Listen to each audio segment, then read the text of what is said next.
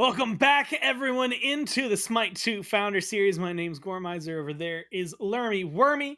And of course, we are continuing our run through the last chance qualifiers. This is week one in North America, as we've been going through all of the groups. Of course, starting the first of the multiple rounds that will go on in the last chance qualifiers to figure out who in their individual groups and their double elim brackets are moving forward to the playoffs. And continuing their fight on the road to Vegas. Of course, we just watched Mr. Play-by-Play win. I'll just say that part. They just sure won. did. They won, and they did it 2-0, and they looked pretty solid. But if I remember correctly, we are going to be swapping over and looking at First Name Zach, a team that is in the standings pretty close to where Mr. Play-by-Play is. And of course, trying to prove themselves, get their win as they move forward. And Lermy, we also have gotten to see, me and you talked a little bit about like next week and excitement to see Sobek and Ra. But realistically, we also got to see some Zeus, and he's not really been around a whole lot. So having him show up this weekend, mostly in the bans, but still in some of the games, has been just as exciting. Yeah, definitely. And I know for all of you guys out there that are playing your casuals and right now and your ranked even, that he's been showing up a lot. So I will just say, get your Zeus in now, ladies and gentlemen. Get it in while he's really, really strong. Enjoy it while you can. I will say he's on the watch list right now. The title under there, by the way, is not a lie. I am a game designer, so I'm taking a very close look at a lot of the balance and what we're seeing here this weekend, especially to incorporate for those things. So yeah, excited to see him getting played. Finally, it feels like he's relevant, but at the same time, is he too relevant? That's the question that we have to ask ourselves here this weekend, ladies and gentlemen. And you know what? I like that. This is just homework actually for learning. A lot of learning. Just double checking. Keeping your eye on things. Yeah, we're gonna be down there in Group D. First Name Zach versus Roll the Dice. Is what we are going to be looking at. But we have again a lot of interesting matchups that have already happened. So I recommend, remember we talked a little bit ago about Smite VOD, probably go check those out when those get uploaded, but also make sure that you're tuning in next week, of course, to see a lot of these advancement matches to see who will go forward, right? Yummer's Father's Day, that's going to be one. Mr. Play-by-Play Kitty Party, Garf's Goblins, Gote 5, and of course, Buff Ool up against TBD. We have to figure that part out, and that's what this next match is going to be for First Name Zach and Roll the Dice again. A higher seeded team, right? Last time we had Mr. Play-by-Play, which was our second seed. First Name Zach is number 3 overall. Roll the dice at 14 coming in from the open bracket. So it's still a lot of power. But Lermy, if we were looking at last game, and you had kind of mentioned this about Mr. Play-by-Play, a lot of those players have been around for a long time. We had seen them play competitively in one form or another, some of them even up into the SBL. We're not getting as much of that this time around. So maybe we're going to be out for a surprise. We'll have to find out as we jump into picks and bans for game number 1. First Name Zach will be the first pick, Zach, this time around. Fenrir? Zeus, as we've seen, maybe deserving of one. Baron's still been in that conversation. Hercules was there last set. There's a lot of options for bans right now. Yeah, I definitely think that Baron is probably the one that I would go with here if I'm Roll the Dice. But again, like you said, Zeus is always a great option. It really just depends on what First Name Zach is comfortable with. And I would hope that Roll the Dice has done even just a little bit of research on their opponents here. When you get into these kind of situations where you're trying to figure out what to use your one ban on, it's kind of hard to not try to pick the person that's going to be the strongest and try to aim at them. But of course, just with it being an alpha, God balances in a lot of different places, as we've talked about a number of times, right? So I think in general, trying to pick out either the OP God or the OP player is a good place to aim for, and they've chosen the OP God in Baron. I'm really curious by the follow-up. Baron, yeah, I'm behind it. Anubis is not exactly what I expected to see in the first pick slot of all the gods. Amma for a long time was dominating up there. Of course, someone else that has received her fair share of nerfs over the last couple of weeks. And Loki that get locked in for Roll the Dice. But the Anubis overall, we've seen that it can go wrong for the Anubis. We've seen it go right for the Anubis. So it's going to be up to, I think, First Name Zach and more what is around Anubis, what surrounds this god to maybe make sure that DPS is actually available for the team. Yeah, definitely needs some peel here. So if I'm First Name Zach, I'm thinking about Ymir. That's all I'm thinking about right now. Grab Ymir. You know you want to.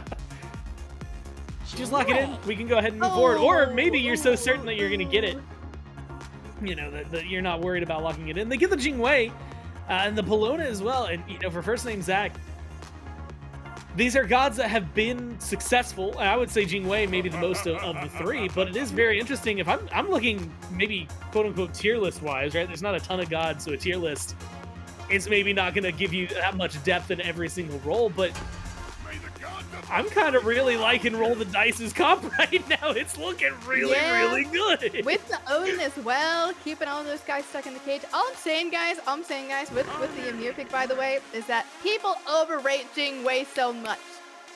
Kern is here, baby. That's all I'm saying, is if you guys look at the charts, which, by the way, we show off the Browns charts every week, well, at least every week thus far, on Titan Talk. So if you haven't been checking those out, make sure you do, because good plug. Kernanos, he's up here right now. He's very, very, very good, and I feel like people aren't catching on to that fact fast enough, at least in my opinion, right? In ranked, he's been popping off a lot.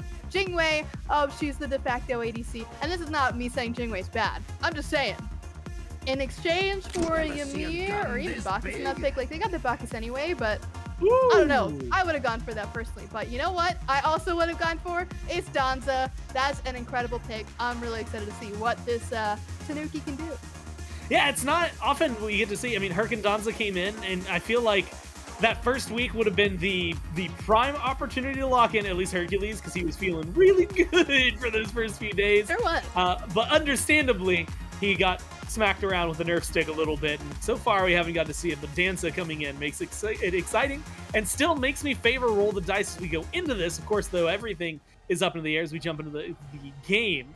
Susano as well, somebody who has been very powerful in the right hands. So Jabber gets to prove whether or not their hands are the right hands. And Larry, I've got to give myself, admittedly, a little bit of a mental reset, because the last game was a very specific style of gameplay and game overall that I don't think we're going to get this time around. You never know. We could be surprised, but it is a 5-man grouping, actually, from both squads, right-hand side of the map. Maybe someone going to get spotted out. Maybe this wall doing enough to separate them. Nexa. Oh, jump scare. Yeah, I was going to say, scene, turns, runs. And that should be the retreat for everybody. Whew, and we get a small break. I guess still TBD from what we have experienced the last two games. I'm excited to watch this one. Do you have a lane that stands out to you the most? I'm excited for this duo. And I think it's mostly because of Danza, but also Odin support is pretty cool as well. I'm just happy to see the little raccoon guy get his time to shine, you know what I mean? But I also think that, especially with the couple of past buffs that Danza got since his release, he has a very interesting and neat build path that focuses a lot on the clones and what the clones can do. And of course, the clones aren't actual real players playing the god. However, they do block abilities, and they can take objectives. And, you know, you get a little sneaky with it. You get a little devious, a little tricky, as he would be. You know, you could see some exciting plays with this character's +1 ever since he made his way into SMITE 2. So excited to see what Zaxi does over on this Danza. Yeah, Danza has been very interesting. I think, what was it, on This Week in Smite, which again, you could tune in to youtube.com/SmitePro to see This Week in Smite. Whenever it comes out, we saw one Danza build that allowed for a ton of clones. Didn't have a lot of damage in it, admittedly, but it had a ton of clones. Ooh. Something that's gonna be interesting. Oh my god, low health and a good auto first blood in the duo lane, and it goes to the Danza. I mean, that's a dream start for you. Oh yeah, you love to be seeing something like that. Over in mid though, Waddle's able to pick up that gold pile, get a little bit of shared gold for the rest of the team, which you're always happy to be getting. And a pretty standard clear here until we hit level 3. That's when things can get a little bit more interesting, considering Nex has got the stun, and Waddle also has a stun. So whoever is able to get those stuns off at better times might be seeing a bit of success, but check out this mid lane one more time. Jabber is starting to show up to make this a little bit less of an even exchange. So far, a little back and forth, and the damage being done. Gets a kill in the mid lane, and like you said, pretty clean execution on that one. Jabber, I will admit, and we've talked about this a Susano can be really, really good and can carry a lot of games. But it is this, I mean, the little taunts, little things like that from Danza that feel really good as well. Feels like duo lane pressure. I mean, you can see where it's going just on the mini map. It feels like Jabber might need to take a vacation over to the left side of the map and try to help the team out. Oh, he will. It's a little bit difficult at this point, though, because Steven is, level 2 at this point in time. We'll be fixing that relatively soon, though.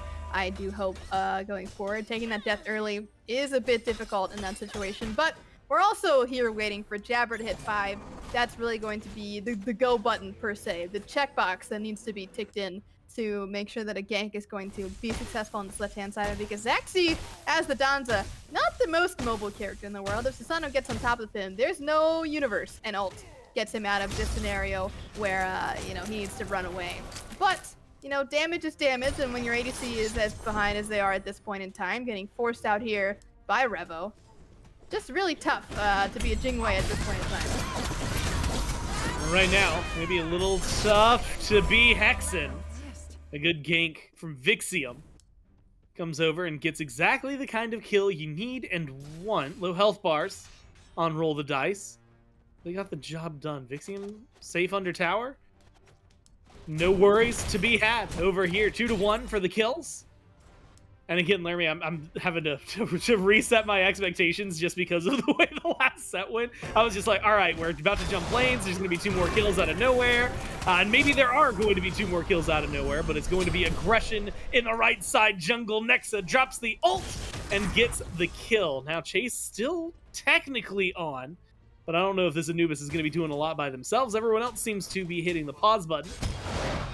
Instead, it's a small reset. In fact, actually maybe overcommitting right now, bringing Vexen back right into the action. No mana for the Loki to work with. This actually might be a fantastic bait, and Thunderbird gets the last hit, but it's a 3v2 win, and first name Zach take the first kill lead that they've had this game. I was actually surprised to see how much emphasis first name Zach put on the right-hand side there, considering, it's an Ama, kind of tanky in comparison to the Danza, more mobile than Danza for sure, right? And considering the Jingwei was not having such a hot start, I would have thought they would have gone to the left-hand side, but pleasantly surprised here from first name Zach, putting that emphasis on solo and getting a lot from it, which you love to see, considering sometimes you do just kind of have to say, sorry, Jingwei, you're on your own for a little bit. Enjoy losing your lane. We're going to go win something else. And that's just a calculated kind of decision that you have to make as a team at that point in the game, is saying, we're just going to let you farm and we'll find something else somewhere else. And just, let the Danzo have his space for a moment. We're not more concerned about the Danzo getting fed than an Ama getting fed. Yeah, I feel like a Danzo getting fed can cause a lot of trouble in the right hands. And so far, I keep using the right hands, and realistically, it's just because they got their hands on the keyboard. And so far, the control is going one way more than the other. Odin Cage dropped down alongside of the Zeus, and that is more than enough for Waddle to get the damage out there. And then a great amount of CC body blocks, lockdown, keep Thunderbird engaged. Jabber maybe willing to go too deep here, recognizes that this is not a winning fight for the Susano, and instead falls back. Great rotations, great ult usage, and Roll the Dice. Again, swing around just outside of mid lane. Revo is still here. I forgot the Odin support, always very exciting to see, as you had talked about earlier. And the rotations, that just means you're going to have cages more actively throughout this game than if it was in solo.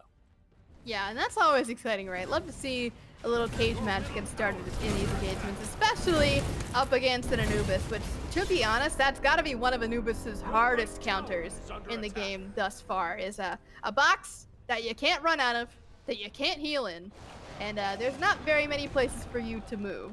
So if we're seeing Revo able to get back and cage up this Anubis a bunch, it might be a pretty good look. But speaking of good looks, this Gold Fury might be going the way of first name Zach. The problem is that the Oracles are on the side to Roll the Dice. And speaking of rolling, they're going to be flipping a coin over this one. Yeah, Nexa committed the ult. The burn was there, but now it's back and forth. 50-50, roll the dice, walk in and take it. And now you've got the fight afterwards. Zeus with a massive lightning storm comes in, changes the weather, and they pick up 2 kills on top of it, chasing down a third. Nexa, not known for the mobility on the Anubis, chased down, killed off, and roll the dice. Everything coming up as a W. Hey, listen, if you want to go to Vegas, you gotta learn how to roll the dice. And certainly, we've been seeing this team do it. That was just an excellent turnaround. I mean, it's kind of a bit of give and take, right? It's kind of a questionable play for first name Zach to go for it, considering the Oracles are up, they didn't get a pick. But at the same time, you can still go for it. It's not saying, you know, just because they have the Oracles, we don't touch the objective. You just have to make sure that you've got the commitment ready for it. You've got all of the secure that you need. And it was just not close enough, especially considering that the only person with us under on first name Zach's side is Hexen, who is still over in solo last time that I checked. Yeah, Hexen, not a lot of rotations, and maybe is doing pretty well. I mean, solo-wise is doing great. Unfortunately, Roll the Dice are winning pretty much everywhere else. Wait, guys, why are we leaving that on the ground? Somebody go pick that up. They might have gotten their health nerf. They're still good. It's still a good pickup. That's like someone leaving a bomb on the ground. I'm like waiting. Okay. Here it comes. Shirley. Here we go. All right. Yeah, that's what I'm talking about. We got plenty the of time. Nagas. Yeah. Don't know what. I mean, I guess getting back. Now some aggression, actually. First name Zach, get aggressive, and we were just talking about Hexen. Under the tier 1, a dive, kills on the Gozen. And like you said, maybe trying to shut down this Ama before the Ama can become a problem. Maybe leaving open some of the other available problems on the map. But still, getting a kill is a kill nonetheless, and keeping things within shooting range as they're down about 2,000 gold 9 minutes in. Yeah, I mean, considering how much trouble this Chingwei has been having throughout the beginning of this game, not too far behind Zaxi in this situation. But Vixia might be the one to change that. Did hear the vanish. Knockup's going to be good to at least get them away for this moment. Forcing out the airstrike does mean Jingwei is safe, but ultimate for ultimate. Not the worst thing in the world, considering that is Jingwei's biggest safety measure. And assuming Jabber gets away here, things will start to slow down just a bit more. Not really that much to fight about. No buffs up, no Gold Fury up. Might just be looking to force some ultimates or actives for the next couple of moments. And now, I mean, it's always a little awkward when you're this early in the game. I feel like the fights slow down just a little bit. Gold Fury's already gone, so you don't have as many opportunities to force a team fight. Although I say that, and immediately Revo rotating around gets the cage and the lockdown, has enough damage follow-up as well, and Jabber had nowhere to go. Just as I was gonna say, I expected to take a little bit of a pause. They come in, force a fight to happen, and I'll roll the dice. Again, put themselves further up on the board. And again, clean play, clean combos. Learn me something maybe as old as Smite. Odin, Zeus, Cage, and the ult. I was gonna say the same exact thing.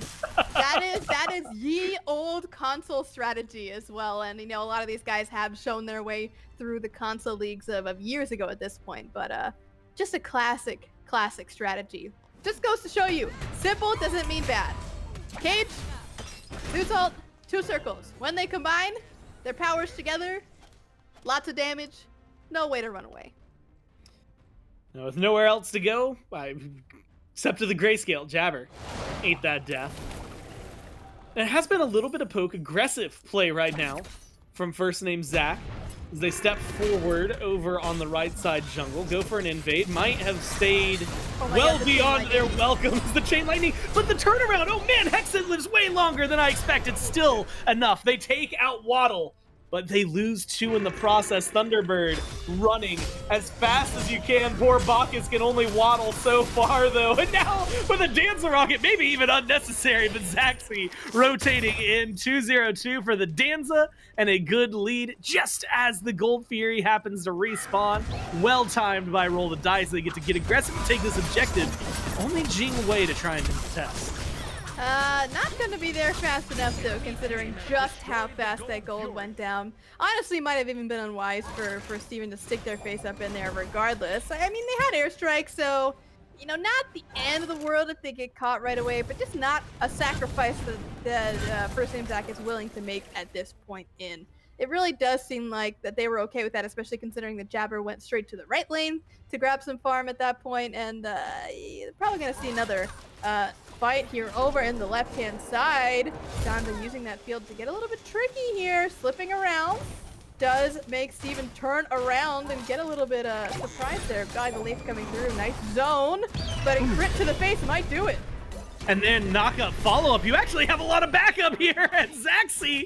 Oh, overzealous was waiting too much for the trade, dancing in the minions. Like you said, maybe a little of an overcommit. Well played by the Danza, but maybe more well played by Thunderbird, rotating in to help the carry, and a pretty big crit early on, paying dividends and then some. Now, didn't respect the 1v1. Gotta respect. Well, yes, boo Thunderbird. Man. Come on.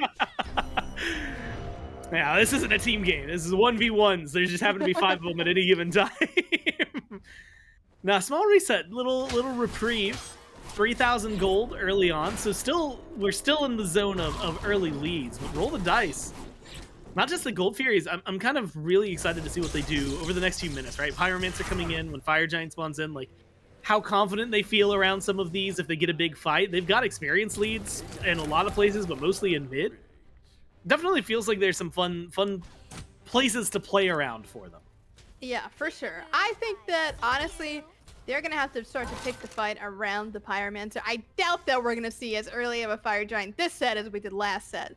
But, speaking of commitments, we definitely saw that the rotation worked last time, but will it work again? Ooh, unfortunate miss time there on the blink. Must have thought that one would have been up, but still a couple, like, about 10 seconds there for Jabber too soon. And here we go. Double circles. Aegis will not save you from 3 ults on the head of Nexa. You guys think that was enough ults? Yeah, they got him. That's what they did get him.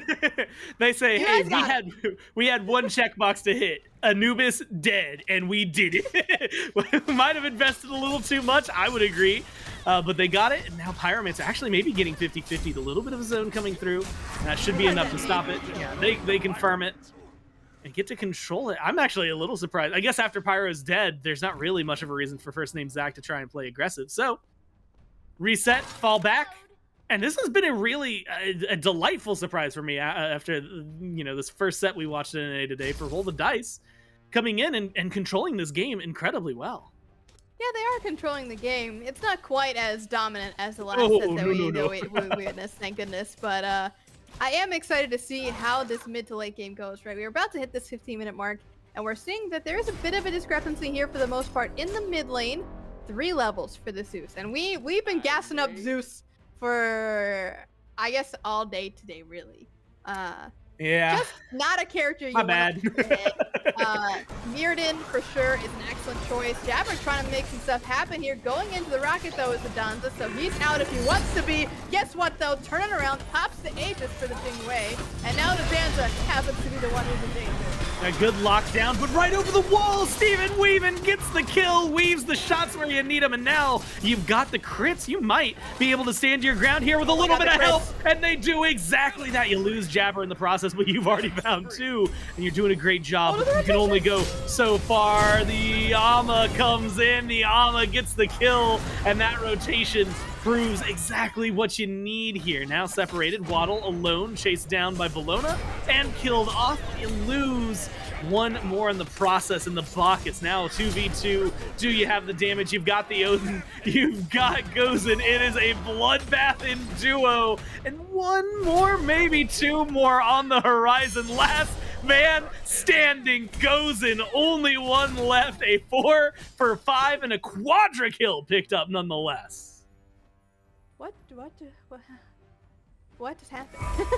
what a crazy engagement there that we saw over in the duo lane. Started off as just a simple gank from Jabber, right? But after that, people started flowing in one by one to get things rolling. Zaxi was one of the first to fall down in that fight. Unfortunate that the ADC did not get to come through, but that Jing Wei just goes to show how relevant she can be with those crits. Crits the right time, gotta get lucky again. Like I said, roll the dice on having those, and here comes the clone well on this Gold Fury. nice pickup here for Roll the Dice, who I guess you could say were the eventual victors of that fight, right? Because the only one left alive at that point was Gozen, who did get a quadra in that engagement, which, by the way, that was awesome to watch. Love some rotations over from the solo laners, and you love to see some fun multi-kills for a lot of those players as well. So exciting to see how this continues to progress forward, especially from this Ama, who is now humongous, by the way. Level 17, 7, 2, and 1. What a great place to be in as a solo laner. I mean, yeah, you can't really ask for more. I mean, you've had rotations that are more than enough on one side, but then as well 5-3-7 for the Zeus. Also 3-2-11, like Loki not getting the kills but setting them up left and right. Thing for Revo, yeah.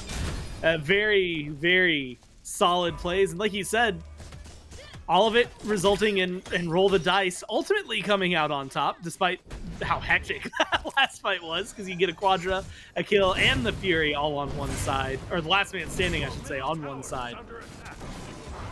Now, I mean, what, Pyro, Fire always available. Evixium can maybe bait this into a either bad fight for Jabber or a massive team fight.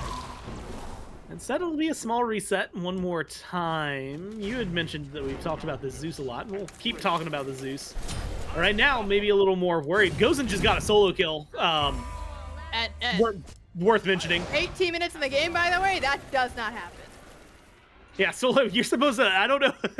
Unfortunately for Hexen, didn't get the solo lane memo. You're supposed to be unkillable right now. Great cage! Wow, locks him in. There's a shell that gets used. Damage from the Zeus ult dropped, but you need a little more from your team to get it done. Instead, you don't have it. Now, lockdown rotating in. I'm surely with Gozen here, something's going to go right for your squad. Low health bars on first name Zach, but a 1-for-1 trade overall. That solo kill getting paid out by a kill onto the Zeus in mid.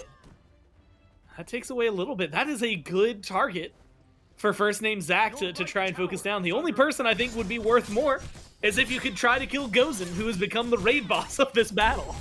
Yeah, truly. Level 19. I mean, just look at how tanky he is as well at this point. Using the bomb to get another bomb, I guess that's worth it. You know, you get a little bit extra global gold and XP for that. So never mad about a little bit more of that in your pocket, but I was not expecting the bomb secure, considering that no one was really looking around the corner there. But, you know, if it works, it works, and it certainly has thus far for Roll the Dice. The question remains, though, is that Fire Giant is available. Ancient Fury is coming up next. I'm hoping that we get to see a little bit more macro play going forward here. All towers still available on the board for both teams. Crazy. Yeah, considering what we've been seeing, the fact that not a single tower has been taken yet is blowing my mind. It's just been all team fights and rotations insofar as we are here and almost 20 minutes in. And really, I'm thinking that these next two objectives are going to be the calling card for saying, you're next, after whichever one of these goes down. But to get there, they gotta start by getting a pick. And what better pick than the squishy ADC? Walk over. They force the ult, blink forward, but a rocket does the job more than anything. And like you said, sometimes you just need to kill a squishy ADC, and you get exactly that, Steven. In the ground, 4v5 opportunity. Fury's going to be coming up, and at this point, I maybe expect that to be a little easier to do than starting up a Fire Giant in the current state of the game. Tower going down. Yeah, we did it. We'll take it. 20 minutes, 20 and a half into the game, but a tower finally goes down. Ult on ult drop, and there goes the Anubis. Unfortunately, next time, I'm saying I'm sick of this. Yeah, you guys are huge fans right now of the Anubis. It seems to be dropping Cage and Lightning Storm on top of his head every single time. Ancient Fury does go down, though, in favor of Roll the Dice. And it's certainly not looking like much of a gamble anymore, considering how far this lead has come. Nearly 10k, a little closer to 9 at this point. But regardless, it's time to start pushing this lead, ladies and gentlemen. It's 21 minutes into this game. It's Fire Giant time. Let's get it started. Well, they are stepping forward into the... Oh my god, Thunderbird didn't have an opportunity. I was trying to lead up. I was trying to build up The fight instead shredded in the blink of an eye. The duo lane for first name Zach gone. Hexen is in the neighborhood, but I don't know if you want to come over anymore. Instead, Fire Giant should be more than secure for Roll the Dice here, just like this game has been. 11,000 gold, 23 kills to 11, and now the Fire Giant on all 5 for Roll the Dice. It's going to be a small reset. They've already got the Pyro. They already got the Ancient Fury. So, Lermy, the only thing left is to try and take down some of those towers. You'd already mentioned 5 still standing for first name Zach, and I imagine that number is going to dwindle here soon. Oh, yeah. We see that heading over to the left-hand side here is going to be the squad of Roll the Dice, and not unexpected considering. Might see a little bit of split push action from 1 or 2 members. You know, maybe it could be Gozen going this way, but blink in from Jabber, just not enough distance to catch up to this Loki. Willing to get a little bit aggressive here does mean that the ult is forced out from both Nexa and from Vixium, meaning that we're going to have to go back to a little bit of a stalemate. I'm a bit shocked to see that Thunderbird and Hexen are still in mid, considering this is about to get a little dicey here for first name Zach.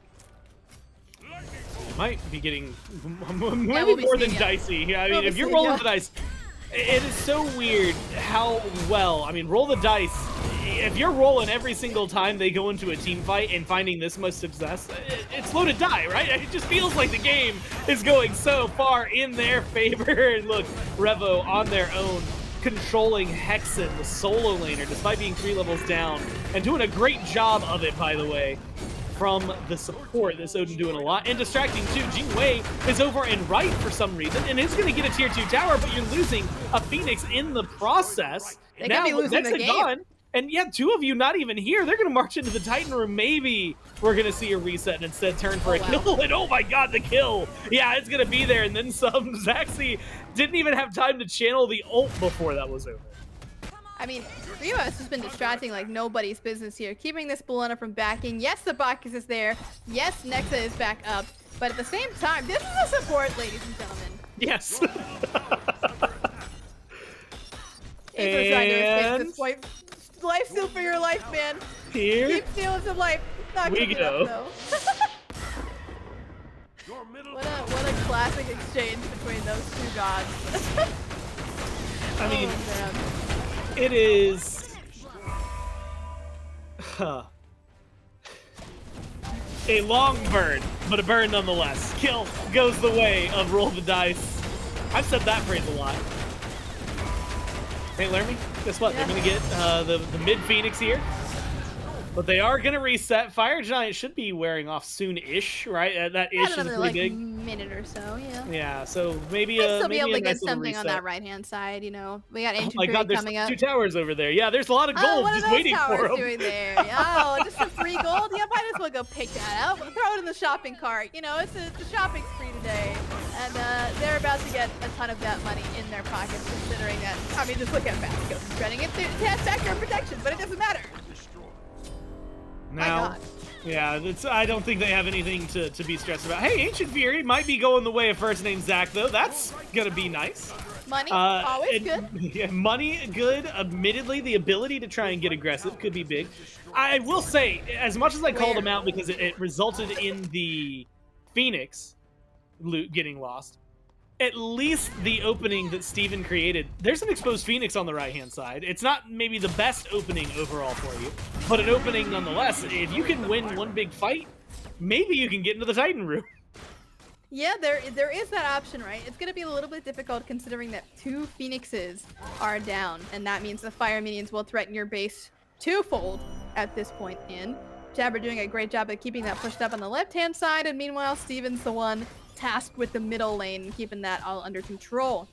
I think at this point, though, if I'm Roll the Dice, we're taking it easy. We're waiting for fire to come back up, and if anyone dares step into that jungle, Revo's going to 1v1 them. I mean, we already saw how that went for Hexen going up against this Odin support, and did not turn out well. So I wouldn't be shocked if this Odin's able to lock down somebody else and, you know, spend enough time to let the rest of the team catch up and take them down. Yeah, it is just patience, I guess it feels like. I mean, a lot of teams, especially in this kind of lead, in a moment like this, will jump the gun. They'll get a little too aggressive, and unfortunately end up losing out, maybe getting caught out because of that. And that might actually be the circumstance we find first name Zach in. A lot of players by themselves in the jungle, in the lanes. They're going to be able to get back no problem. Fire Giant, again, maybe worth a little more than finding those kills. Phoenix is going to be respawning soon, though. And that might be an opportunity for first name Zach to actually step up out of their base and try to get something done. Look at where Vixium is, though. Keeping an eye on the Susano as he wraps around, conveying that information to the team. Goes in is not afraid, though. Ult comes out from the Loki, forces the Blink Rune, and vice versa on the other side. But Steven does wrap around, gets some nice crits to the dome, takes down the Loki, but Zaxi returns into the enemy jungle. Yeah, finds that. They also get Hexa now, chasing him on Vixium. Like you said, trading out a lot. Nexa alone.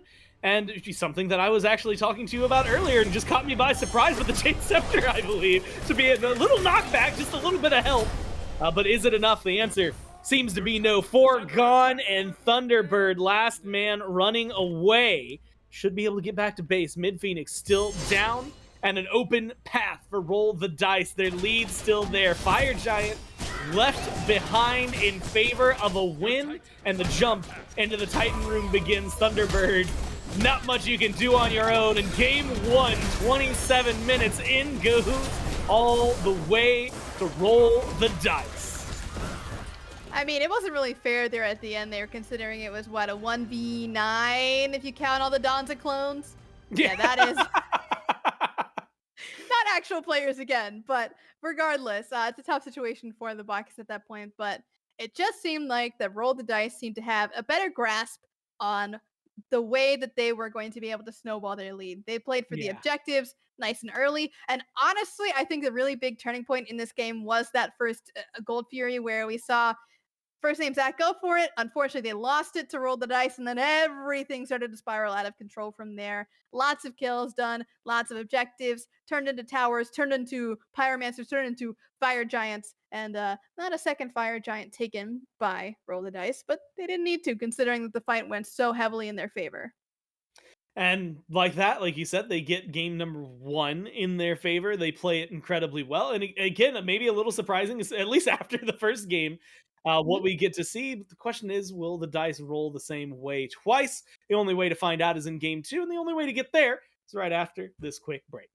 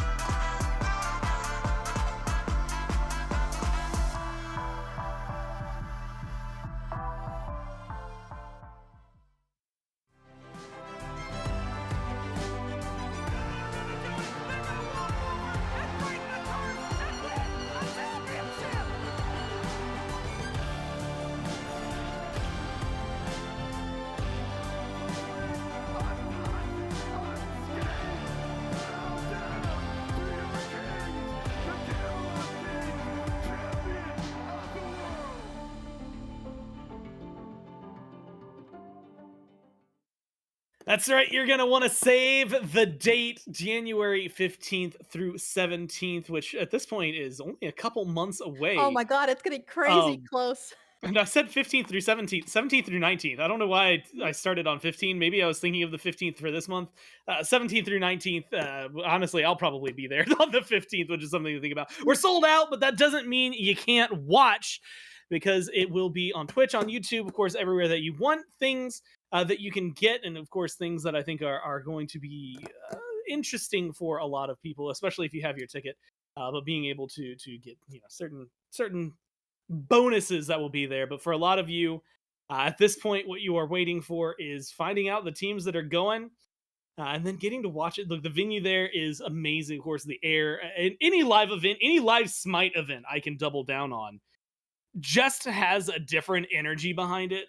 Smite fans, I've always, both before I worked here and after working here, it is so electric. I mean, you feel it in the air. It's everywhere, and like it sounds really cliche, but like it is really, really awesome to be a part of. It's fun to watch whether you're at home or if you're there in person. So you're going to want to make sure that you do that January 17th through 19th, 2025. Just a little over 2 months away. For now, Lermy. I know, right? It's the fact that I have to wait actually is kind of criminal now that I think about it. I guess there's some fun stuff time in work between. the way that it does. Yeah, I know, right? At least there's things to tide us over in the meantime, and familial holidays coming up to maybe spend some time and try to just burn the clock a little faster is really the goal as we get there. Of course, for now, we have to figure out what teams are actually going. And so we are still in the middle of the Smite 2 Founders series. We've crested the hill. We're going towards the downward ramp toward Vegas. But for now, we're trying to find this out. And what we're doing is in the group stage for the last chance qualifier, we're watching Roll the Dice and First Name Zach. And Roll the Dice, they were rolling really, really well every step of the way, Lermy. It feels like whether you're doing it at a D&D or a Vegas, like gambling, wherever you happen to be with what you're rolling the dice for. Yeah, they're doing a great job. Shoots and ladders, doesn't even know what hit it when these guys show up. I mean, considering all that we saw out of Gozen on the Ama with the quadra kill over in that big dueling skirmish we saw and towards the middle of the game, that was incredible. Lots of damage, I'm sure, from the Zeus as well. I mean, just check out that build. Mirrodin is the item to look out for on this character. If you're playing Zeus, you gotta be buying this item. The double detonate is just so incredible for locking people down. Stun into stun is really great as well. We've been gassing up Zeus a lot, but I want to go back to Danza for a second. I'm happy my boy Danza gets a win here. That is very, very excellent to see. There's a lot of diversity over in the ADC role and getting a lot of exciting picks over there. I hope we continue to get a lot of that, but oh my god, yeah, that damage from Zeus, crazy, crazy. 8k above even the next closest challenger. Yeah, it is a lot, and even then the next closest, a solo laner that you can maybe you could argue some. Well, I was gonna with Gozen. It's hard to. Also, Gozen did literally 1 damage more than Hexen in this game, which is wild. The 26-1-1-1 and 26-1-1-2.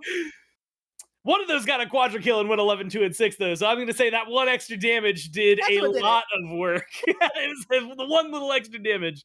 Turns out gets you so many extra kills. They just looked good, right? I mean, left, right, and center.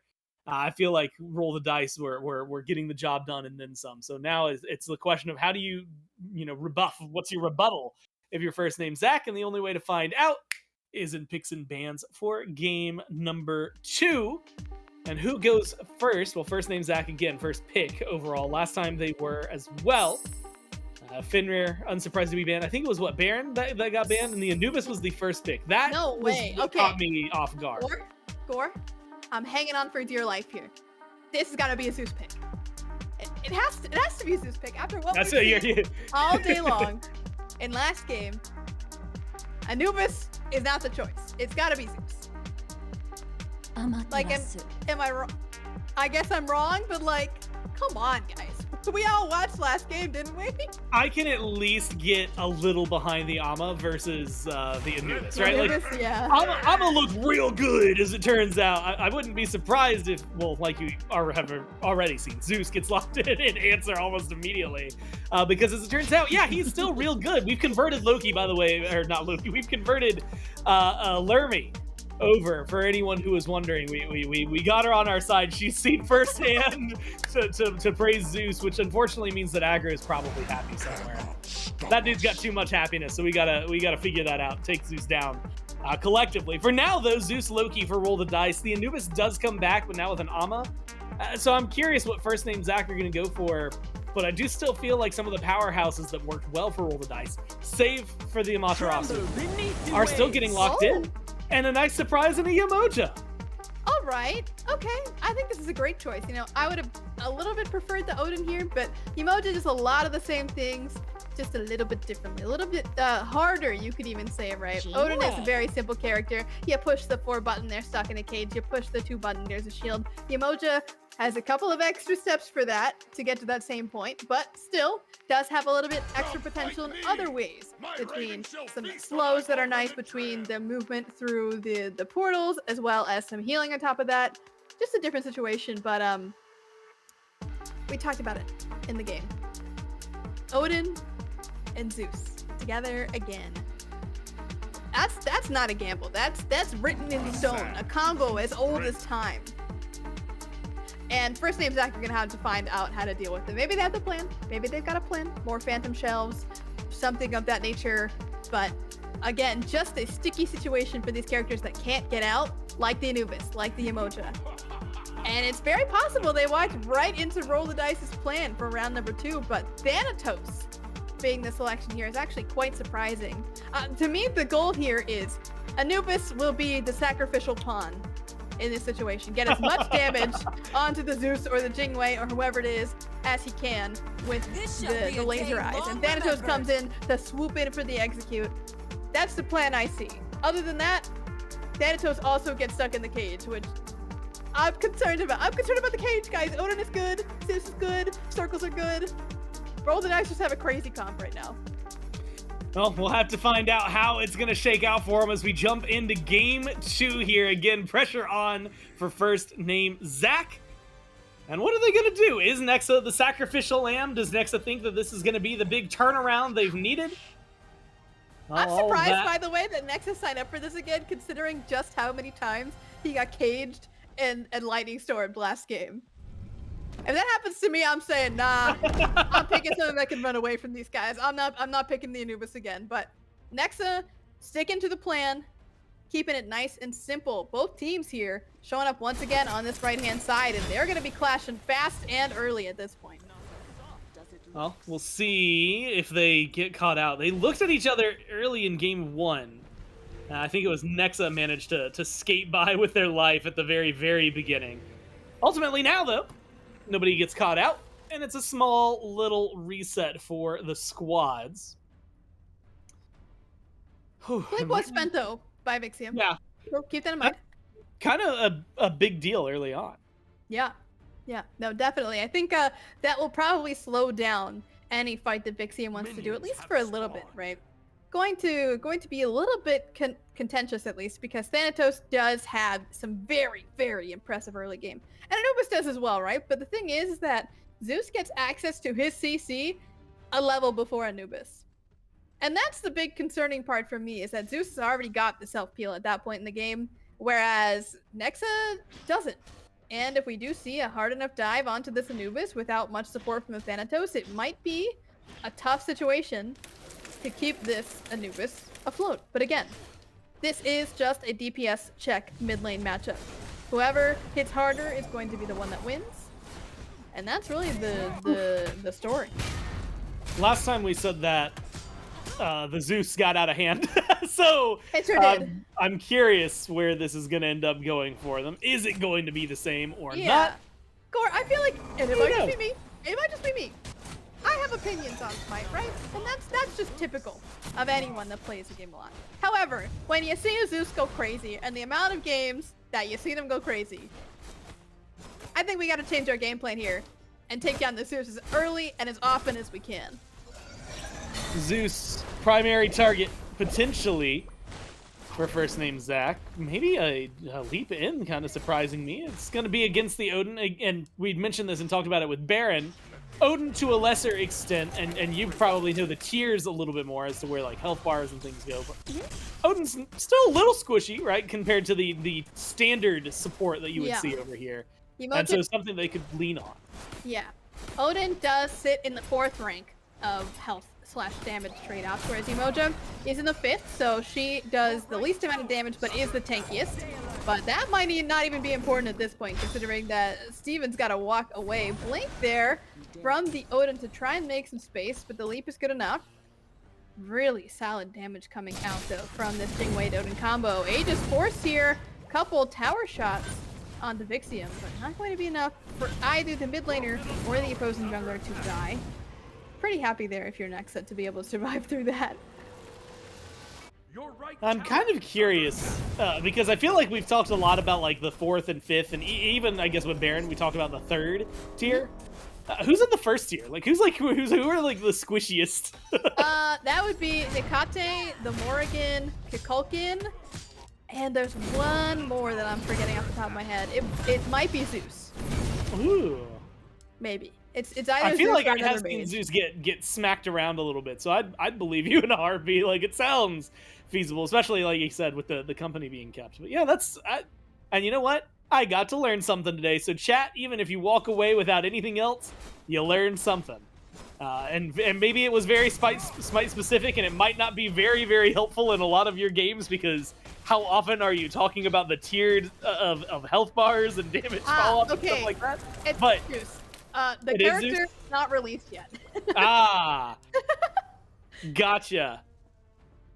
No, this isn't Titan Talk. I was going to say, if it was Titan Talk, if I was Alex Canatori, I would push and say, you know what? Let's see if we can get a spoiler. I don't think that we can do that here. So instead, you'll just have to tune into Titan Talks because that's where all the spoilers happen. Make sure that you're tuning in. They happen sporadically throughout the week, but most of the time, very consistently, Fridays at 1 p.m. You Monday, can catch them. Wednesday, Monday, Wednesday, 1 p.m. Friday. Yeah. There you go. I'm on them sometimes. You get things like what we recently revealed, like an Afro model, an Uul model. Oh, yeah. We showed Afro, we showed Kepri, we showed Uller, and we showed Hercules updates, and we showed Nemesis as well, which is very exciting. Right. That one that you got to work closely with. Yes, yes. So very excited to see First Blood finally comes through. I get a second one as well. Hexen nice taken down, and you get this kill. 1 over to Nexa, 1 over to Vixium. So you got to feel good with that trade-off. And feel good with the upcoming changes. I'm just excited. I always love the way we've changed stuff in the alpha. It just feels like it's like the Wild West of gaming. We're moving fast, that's for sure. Some people, you know what? You just gotta, you just gotta go. You gotta keep going, keep moving. And that's where we've been at. Keep trucking. That's what Roll the Dice have been doing.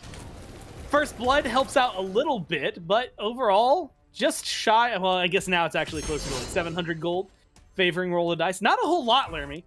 And you can kind of feel them putting the weight, laying in weight in the woods, in the grass. Cage goes down, leap already used there. The Phantom Shell, the walls up from the Emoja as well. Thunderbird doing a good job separating this. Vixium shows face on the left side of the map, but it gets cut off.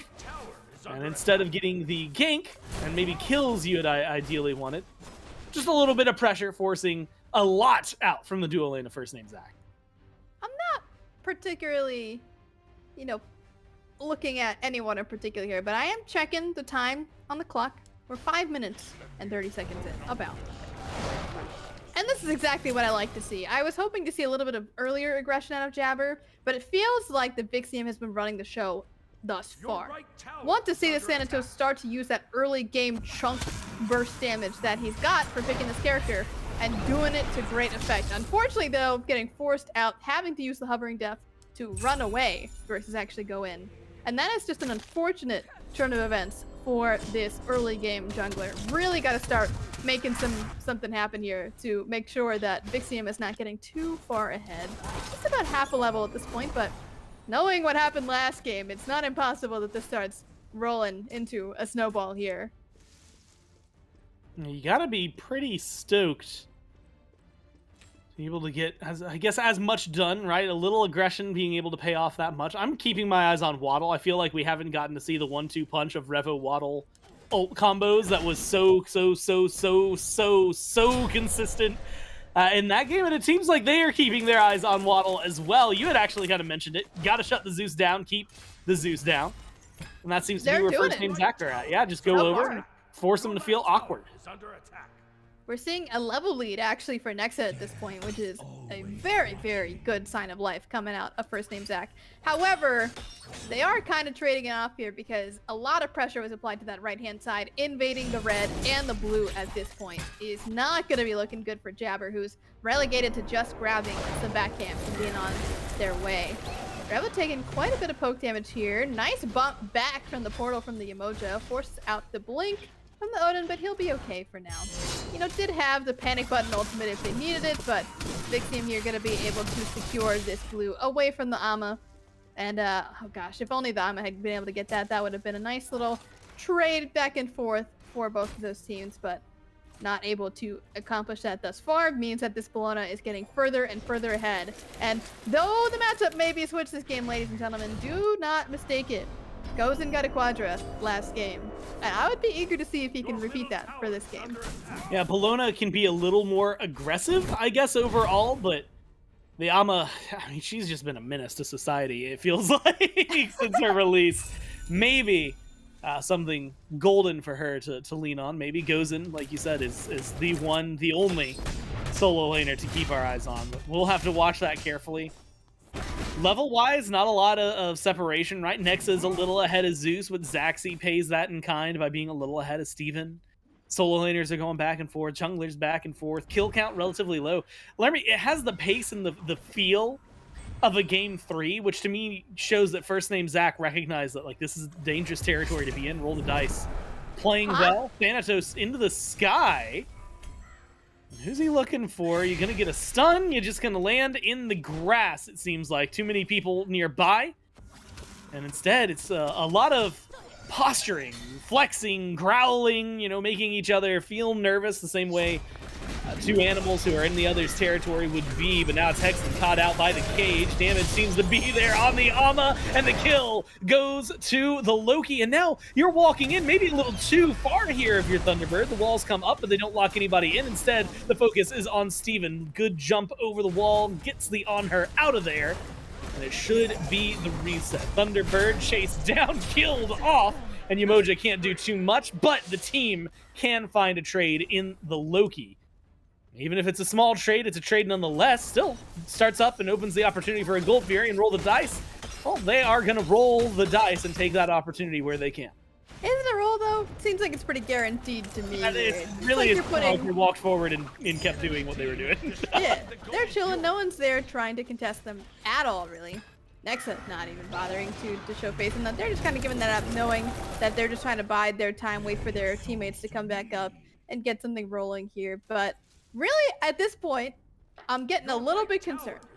A lot of our hopes and dreams here for first name Zach are pinned on Nexa. And so far, the combo of doom, of demise, of death, of double circles has not been placed onto this Anubis as much, but that doesn't mean that it loses its potency as we continue to go forward. It still is a combo that will take down this Anubis should the circumstances be correct. They've got to keep a close eye on the Phantom Shell cooldown out of Thunderbird here, because that is going to be the kind of indication that, okay, Anubis is going to get stuck in this. We have our opportunity. This is our chance. Let's make something happen. And right now, got another minute on that bad boy, so I could see something happening as soon as that Odin cage is back up. It feels like Revo is kind of the lifeblood. I feel like Vixium is getting a lot done, and we mentioned that last game. Like Vixium had like 13 assists or something. Like was not the kill count carry, but was in fact involved in almost every single play.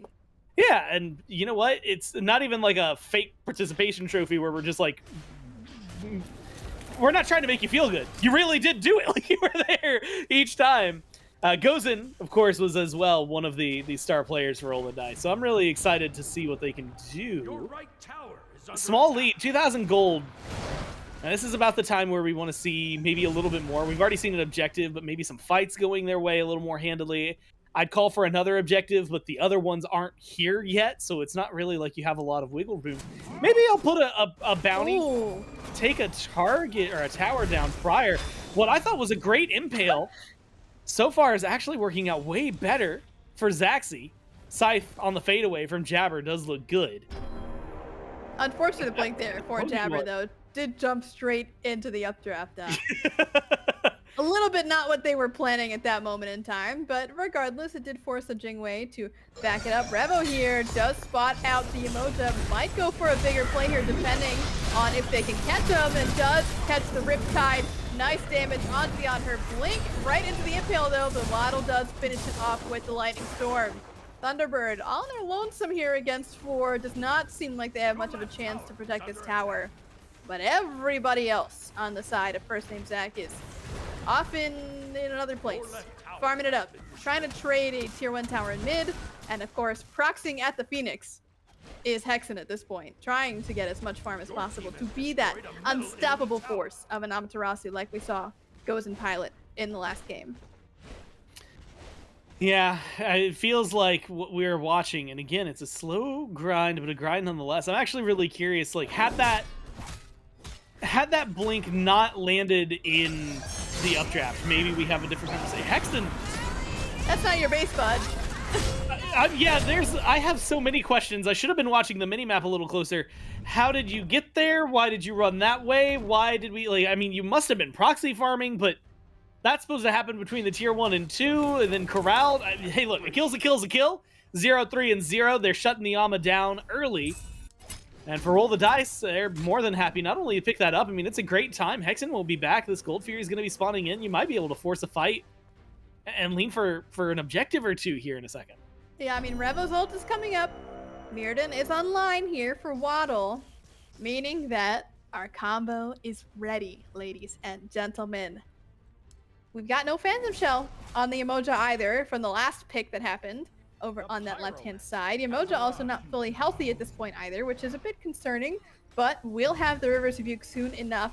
Gold Fury getting started about 75% done, but it's getting leashed back and forth. It's all just a bait here.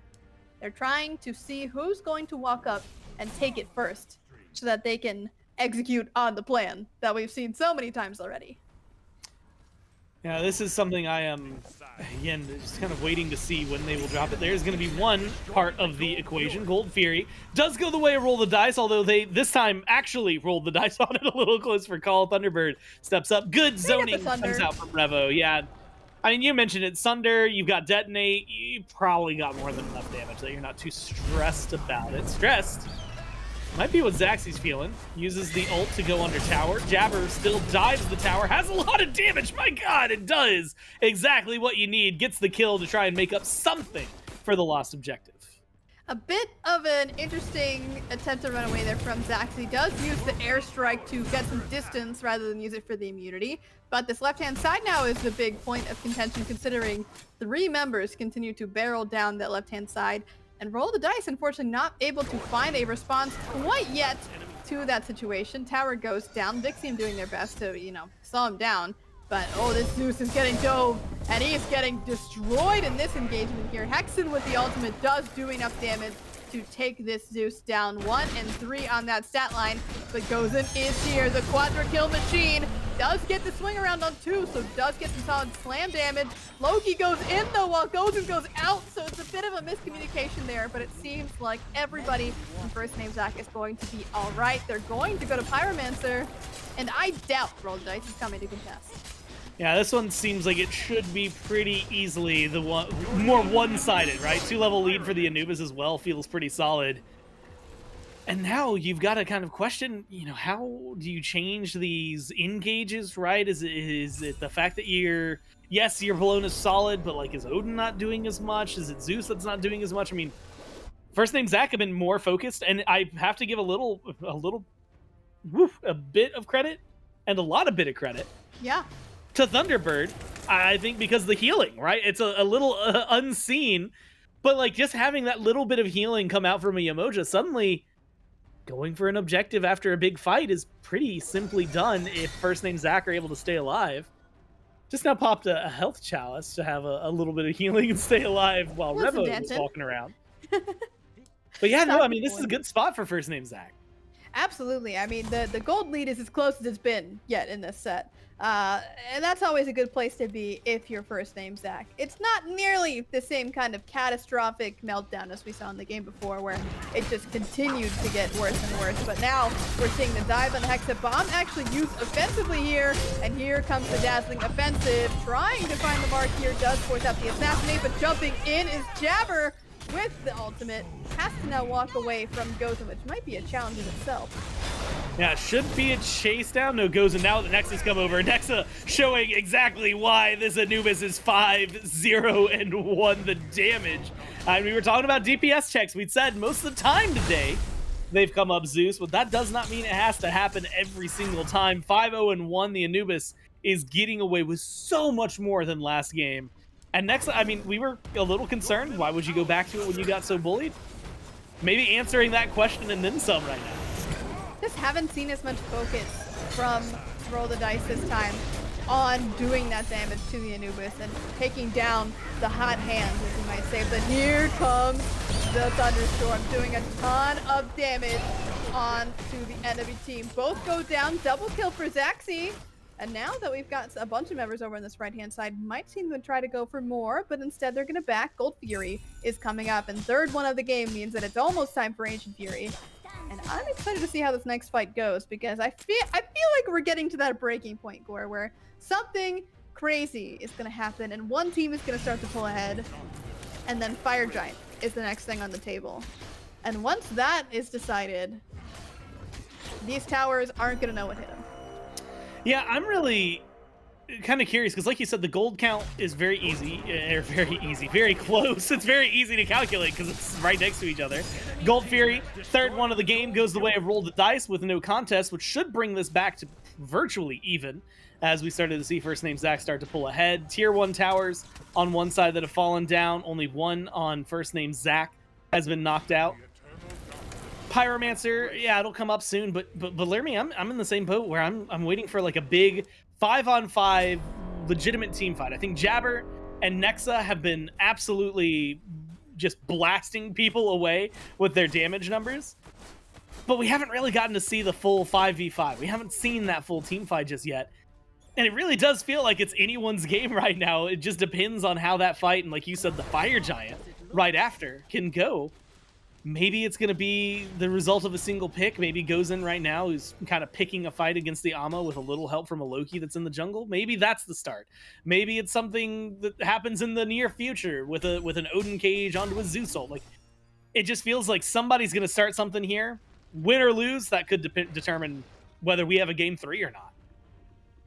It's very tough right now for this Wombo combo out of Roll the Dice because the Zeus just is so far behind at this point.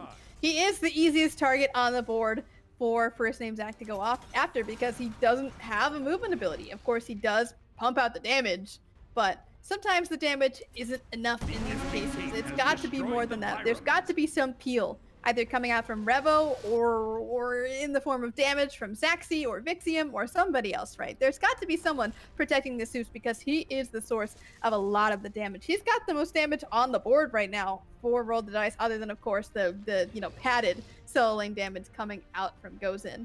But regardless, I think that showing where Nexus stands right now on the damage charts as well is really important to consider because he has yet to be challenged this game. And he maintains his position at the top. And realistically, it shouldn't have gotten this far. However, we're here now, and we need to deal with this Anubis. And the best way to do it is to lock him down, force out those cooldowns, and keep your carries alive. Yeah, you got to find some way to shut this down. And admittedly, the good news for everybody involved, especially when I'm looking at Vixium, who's 3 levels down. I don't know where Jabber... It kind of looked away for a moment. It just feels like 3 levels suddenly for the Thanatos as opposed to what the Loki's been able to pick up. But the good news is that level 20, once it's hit, you don't go any further up than that. So maybe opportunity for Vixium. Maybe this is why you're lacking in farm a little bit, though. Goes for Steven. Forces out the Relic early on, is waiting for the leap. Has the chase, slow immune. Immediately comes in. Good damage, good kill, and gets the job done. Now you've got that pick, but 2 showed up over on left. Does something happen for first name Zach on right? Do they try to make a play? Well, the answer for now seems to be no. It's a little bit of a lay in wait, maybe ambush and bait.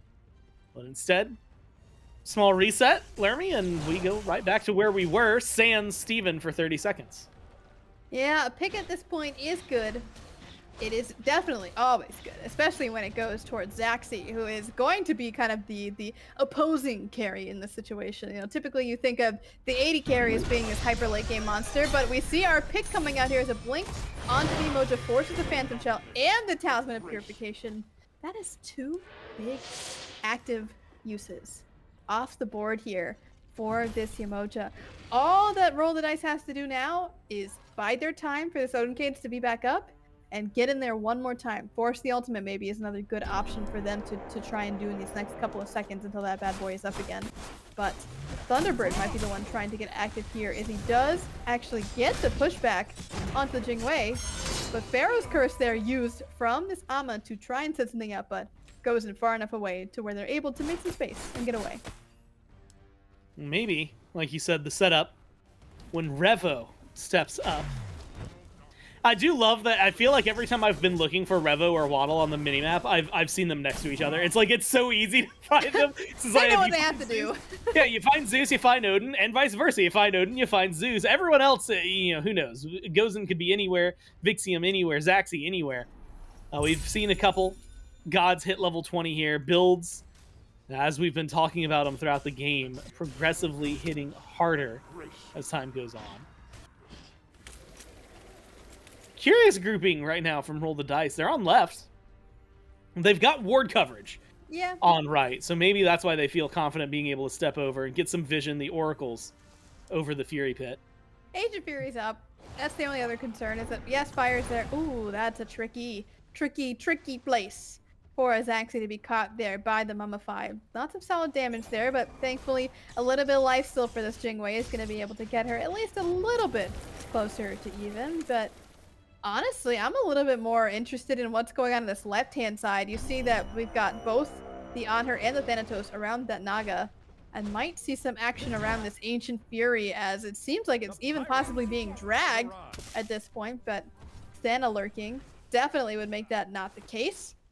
And now the rest of First Name Zach is aiming to find their place in this jungle and set up for what could be an Ancient Fury of their own. Well, they've started it.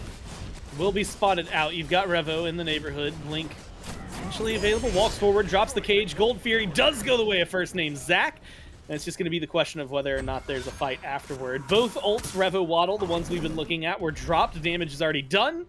And so far, no kills found either way. Chase kind of on for Roll the Dice. They want something. They just aren't finding anything. Actually, it might be worse. Vixium, yeah, caught out by Jabber. Could have been dangerous. Instead, full retreat, reset, maybe a tier 1 tower as a target for Roll the Dice to get something out of this. And oh my god, they are doing way more damage to this. The Jingwei smacking it around. And there's a River's Rebuke, which is a little surprising early on, but it's answered and dealt with. And now Pyromancer started. Should be a pretty clean objective, although you've got a few in the neighborhood. You think so? Yeah, I'm not sure that that's going to be the case. Nexa does have the ultimate, should they choose to walk up and use it. Needs a bit of space, though. Odin's getting pretty low here. Pyromancer does go down and ends up going the way of Roll the Dice. They're able to make that space, but now they've got to get away because the chase is on. You have to be careful. You don't want to get shredded right here. This is a dangerous spot. Gozen leaps away. Thanatos in the sky has the execute, but are you going to go for it? And you lock them down. There it is for the kill. But are you too deep? No, your team is right beside you. Scythe good as well onto Revo. Locked on the tier 2 tower in mid. And it's just one kill. One, let's call it a TKO for Revo. But that might be more than enough to open up this Fire Giant. The fight back has been very successful thus far. Just giving a little bit too much space after that Pyromancer means that this Fire Giant is going to go down nice and easy there for first name Zach. This is the kind of comeback you like to see from this sort of team. They stuck to their guns, and so far it has been so good. Amma trying to get in there and zone out this Zeus as much as possible. Nexa finds the damage with the very tip of that beam, and they're going to continue forward. Ancient Fury still persisting on these towers means that this engage and siege is going to be even easier, but Vixium tried something there. Unfortunately got impaled into the wall and died. But I'm wondering, that could end up being the end of the game. I mean, you've got a 5v3. Admittedly, the Phoenix is taking a lot longer than I would have assumed, but Waddle's still like not back for 25 seconds. Maybe you could get aggressive. Maybe you just get another kill up in the sky. Is Jabber looking for somebody, crashes down, kills off Zaxi, and now you've got the numbers, you've got the advantage, you've got what you need, and you're gonna march into the Titan room, tie this set up, barring a miracle. Not Anubis damage tells me there is no miracle on the side of Roll the Dice. Instead here, gonna keep moving forward and keep us in this set for a game 3 on the horizon. Dang. You know, we were gassing up the Zeus. That's my bad. That's my bad. Again, sometimes things don't always turn out the way that they were written in the data. And we had a lot of data saying we saw last game what happened to Nexa, but we were proven completely wrong this game, with the Anubis absolutely popping off. No cages can stop this guy and hold him down, considering the rest of the team was there to support him this time. And they really took what happened in game number 1 to heart and said, you know what? I felt that. I took that personally, what you did to me last game. And now I'll show you what happens when you mess with me. Yeah, I think, I mean, the turnaround of the century for him, right? It was someone who was getting just slapped around. I mean, 2-7, I think it was worse than that by the end of it, but 2-7 was the one I remembered seeing. To like 7-0. Absolutely a grand turnaround for the Anubis, and now it makes me more excited to see what game 3 has to offer, and we'll all find out together on the other end of this break.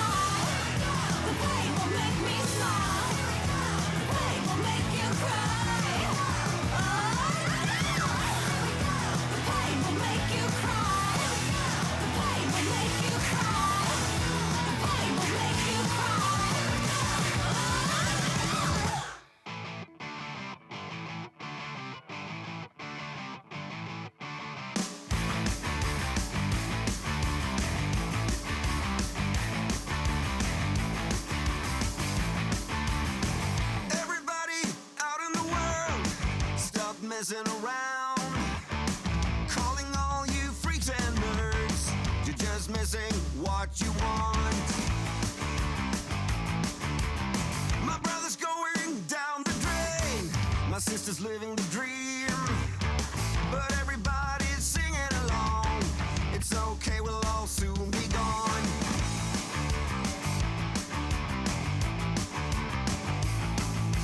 Hey, what's the matter with the bright red lights? Hey, in the moment when the world went blind, but everything's alright. We don't give a damn this time.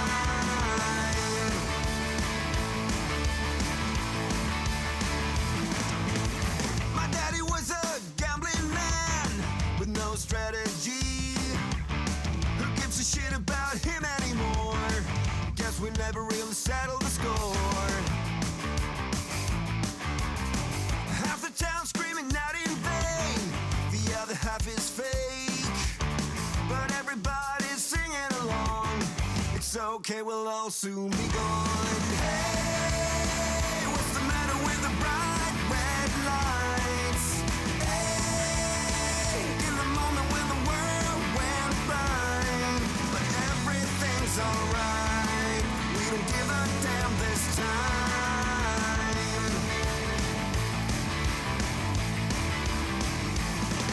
Yeah!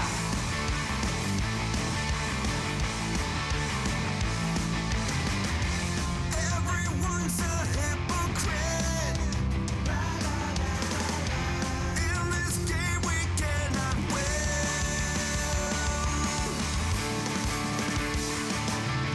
Hey, what's the matter with the bright red lights? Hey, in the moment when the world went blind, but everything's alright.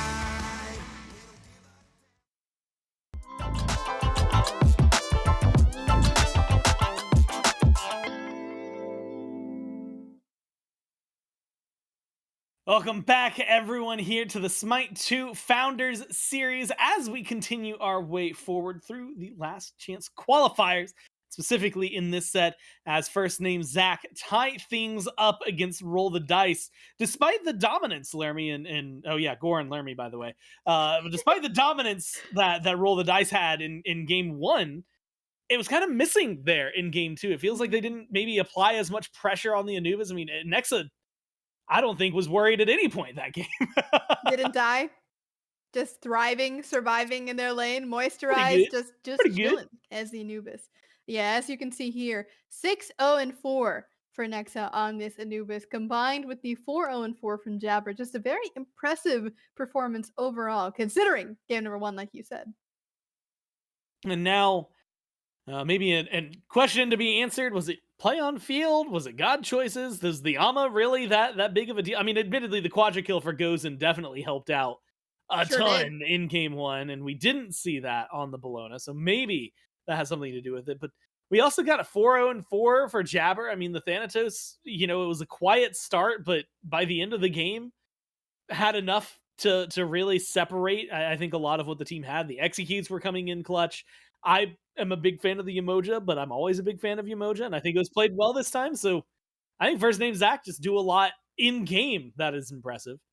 But now it does leave me wondering, what's going to change, if anything, is in game three, right? We'll roll the dice, maybe take first pick. Are there going to be some other big gods banned, and maybe like Baron or even Finmir get left available?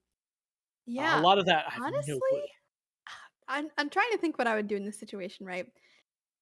I think, to me, the Anubis, you can deal with him. But we just didn't see that last game. Clearly, we saw the Anubis get dealt with in game number one.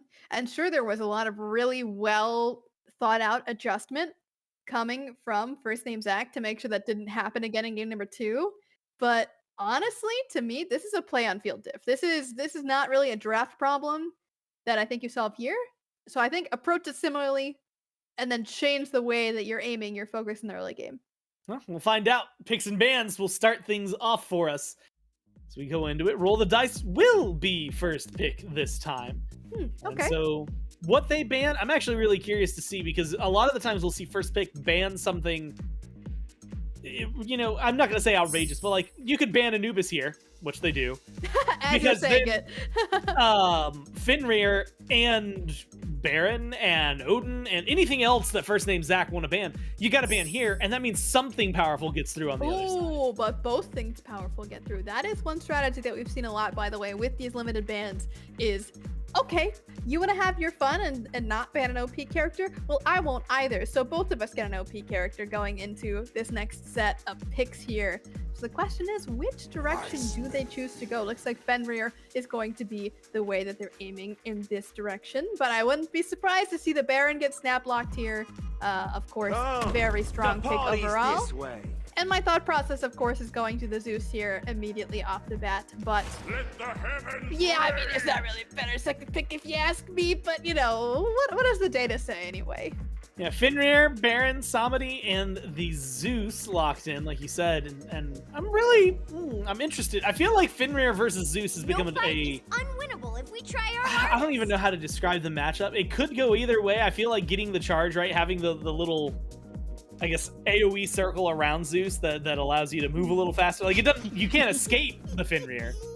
Maybe you could kill him fast enough that you don't need to, and that's kind of what I'm looking at, especially if the gank goes wrong. But they get the Jingwei, they get the Loki as well, and you know, Vexium in game 1, a ton of assists, very, very heavy participation in all of the kills.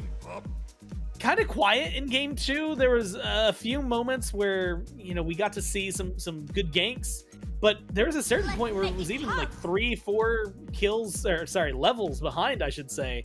And that kind of leaves me wanting. Now the Odin Zeus also on the other foot for Roll the Dice means they have to change up a lot of their strategy. I'm getting a little concerned here, Gore. I'm not gonna lie to you. Again, just a very potent combo, right? But the thing that does interest me a lot is the fact that this is probably going to be a Fenrir solo or Fenrir support. It's hard to say exactly because Ymir could also flex in either of those directions, but Kukulkan and Sol, two characters that we have yet to see out of the NA sets today. And I'm really excited to see what these two characters can do. Sol got a really important bug fix with Aegis. That interaction with this outbreak got completely fixed, and Kukulkan is now able to use his slipstream in the typhoon or whirlwind, excuse me, as soon as you place the whirlwind and not, you know, needing to wait for the deploy or anything. So some exciting choices here that we've yet to see. But again, first name Zach round out this comp with the Thanatos. And I'm excited to see if we get some similarly exciting executes going into game number 3, which these comps are crazy, by the way. Yeah, no, the only way to see how it works, play on field, right? We'll jump into it. Game 3, like you said, right here, right now. Roll the dice. First name Zach. Winner take all. And moves forward. Again, this one's not an elimination game, so it's not the end of the road for whoever loses. It's just a knockdown into a very uncomfortable position for the last chance qualifiers. 16 teams, 4 groups, 4 teams per group, double elimination. Top 2 teams from each group move forward. Bottom 2 eliminated from the competition entirely. So we slowly dwindle it down. Technically 24 North American teams right now that are still in the mix. And so we're going to whittle that down to just 16 for playoffs, which will get whittled down even further because we're going to be then going multinational at that point, or international, I should say, as we bring in NA, EMEA, and LATAM to the knockout stage in December, which is a little over a month from now, into Vegas 2 months from now. Laramie, it's such a long time and yet such a short time at the same time. It is going to be a lot of Smite 2 and a lot of fun. And like you said, all of it kicking off in moments like this, games like this. I just love to see some good old-fashioned game 3s. I kind of wanted to see them have the 5v5 at the very beginning. Like, they've been, like, joking about it and hinting at it for the last few games. We might actually get some action over here, though. As it is also just registering to me that they got Loki and Fenrir locked in. Yeah, this solo lane Fenrir is going to be crazy. That's the ability there from Hexen on the Odin, and yeah, that's going to be the kill there for Gozen. First blood at barely 30 seconds into the game is a good start for this Fenrir. Unfortunate there that there wasn't enough foresight on the ward being placed over the wall at the red. Not sure if there was a miscommunication or if Hexen just wasn't looking out, but that's a good start over here for Roll the Dice. They know exactly what they were aiming for, and they want to get Gozen, the quadra-kill monster from game number 1, back on board. Yeah, that might honestly even be like an understatement. Like that was good and then some, I think, for the Fenrir. Maybe even some pressure over here. Good knockup from Zaxi. I'll admit, a little surprising damage, at least to me. You were able to get on both of them. And while it's going to be healed off and it's not going to be that big a deal, that is something I think to keep your eye on. Now, Fenrir with a small lead, with the duo lane being as aggressive as it is with this Ymir. Does feel like they could get a lot done, but look at Jabber in the jungle. Caught, I think, on that ward, yeah. So noticed, seen, and unable to get the gank they were waiting for. Instead, we're back to neutral ground. It's also the first Odin we've seen in solo, and I might hold that thought. Damage exchange in the duo lane. It seems like this should be done, so we can go back to it. First time Odin, again, in solo this set, which means that it's not going to be as available in mid as we've seen for like Revo in the past 2 games. That does not mean that the combo is any shakier. It's still a solid combo, and something I expect to see often. Vixium rotating into duo lane. Thunderbird caught by the wall. All you need is a little bit of damage, and it goes a long way. Second blood this game over to Roll the Dice, but you trade it out immediately for Revo. Now in a 2v2 jungle carry v jungle carry. Seems neither team feels confident, although Vixium's staying around a little bit. Maybe hoping for a little more from the Soul. Yeah, both junglers grabbed kills onto both supports, so still completely even around the board here. No lucky crit there for Zaxi to be able to snag an extra bit of damage there from the extra bolts, but regardless, some solid damage across the board. The totem claimed for first name Zach does mean that they're going to get a little bit of extra gold across the board for everybody. But Waddle has been peacefully maintaining in this lane. Meanwhile, Thunderbird might be in a bit of danger getting knocked around. Does have the slow immunity from the Consigned Spirits, but, you know, it's too fast for Zaxi at this point, even though this Jingwei's got a speed buff. Jabber, though, lurking in this right-hand side. Odin does leap in to get some solid damage out, forces the shell, but that does not mean that these guys are done. He goes in so low. You would think, I mean, admittedly, it's coming from me. I overcommit to moments like that. But they play it safe. They play it smart, and they keep moving just fine. 2-1. Read the kills. 3.5 in. Aggression in the jungle, though. First name Zach invading on the blue buff. Waiting for that timer. 2 seconds left before it's back up. Gozen's nearby. Don't know if Gozen goes in immediately, but does jump up. Grabs immediately one. It's Jabber who's the main target. And then no, the Serpent of the Nine Winds. The Spirit of the Nine Winds. It's just a little shy. Doesn't find the target. Cool, good we get damage, the classic combo. But no kills come out of that one, Laramie. Just some jungle invades and I believe steals that are successful for first name Zach. Yeah, we did see Roll the Dice kind of transfer that pressure onto the left-hand side, invading the purple buff as well, and they're going to be able to claim their own side of the jungle, but Vixium here is falling a bit behind at the pivotal moment. Need to get the ultimate online for this Loki to really be able to continue to exert some pressure. Nothing left on this side of the map, though, to grab. Speed will be coming up relatively soon, but not before Bax. So Bax into speed, perhaps, or maybe even snagging along in mid for another wave or two. But at this point, might be a little bit too little too late, as a lot of the engagements have calmed down at this time. A little bit of aggression, good ult, but not the burst damage you need. Land, maybe you can find the shots that you need to save Revo. No, Steven is the one who comes out on top here. Baron step forward, and maybe if Zaxi turned around, he might be able to find something there. Ult forward from the Loki, finds a kill onto Steven, so you at least get a slightly favorable trade carry for support. But an unfortunate scenario, what felt like it was going so well for Roll the Dice, kind of crumbles underneath him, saved by Vixium's gank. Still ahead, though. Not by much, but a little bit is Roll the Dice. You know, 200 gold, what have you. But a lead is a lead is a lead, as they say. And so they're going to have to start to push this a little bit further. You know, we've got a slight level lead for Zaxi over on the Jingwei, while a level deficit for Revo compared to Thunderbird. And that could really be used in a lot of different ways here. I want to kind of keep close attention to the Pharaoh's Curse as we go further into this game. But at this point, I'm not really sure what to expect in terms of the next kind of place that they want to fight around. I think that in general, they've been doing a really great job at showing pressure in duo. But again, these mid laners, Gore, we need to be shutting them down at some point because, again, we just saw what happened in the last game when Zeus got destroyed, right? So we want to make sure that we're doing that again in either direction this time, right? Both teams have the tools to do it, but I don't want these mid laners to continue to get off scot-free. Well, as you can see, a lot of these teams, a little bit of focus over on the left side. Vixium did eat a death there. And that, honestly, maybe a decently large kill. I mean, like you were saying, a small lead, but a lead nonetheless now in favor of first name Zach. Maybe that's something they can lean on. I'm honestly kind of surprised. One thing that I've noticed, and maybe it's just the difference of teams, right? Well, you know, team name but with 5 M's, Cowabunga, those teams that are waiting currently in the playoff bracket for some of these teams from the last chance qualifiers to come in and show up. What we're waiting for overall is to see, and what I'm curious about is when these teams that we used to see getting aggressive around the Gold Fury like 8 minutes in, we haven't seen that as much. Maybe it's because those teams are waiting in playoffs. Maybe it's really just shifted that much. Maybe an 8-minute Gold Fury is a lot harder to get to make work than it used to be.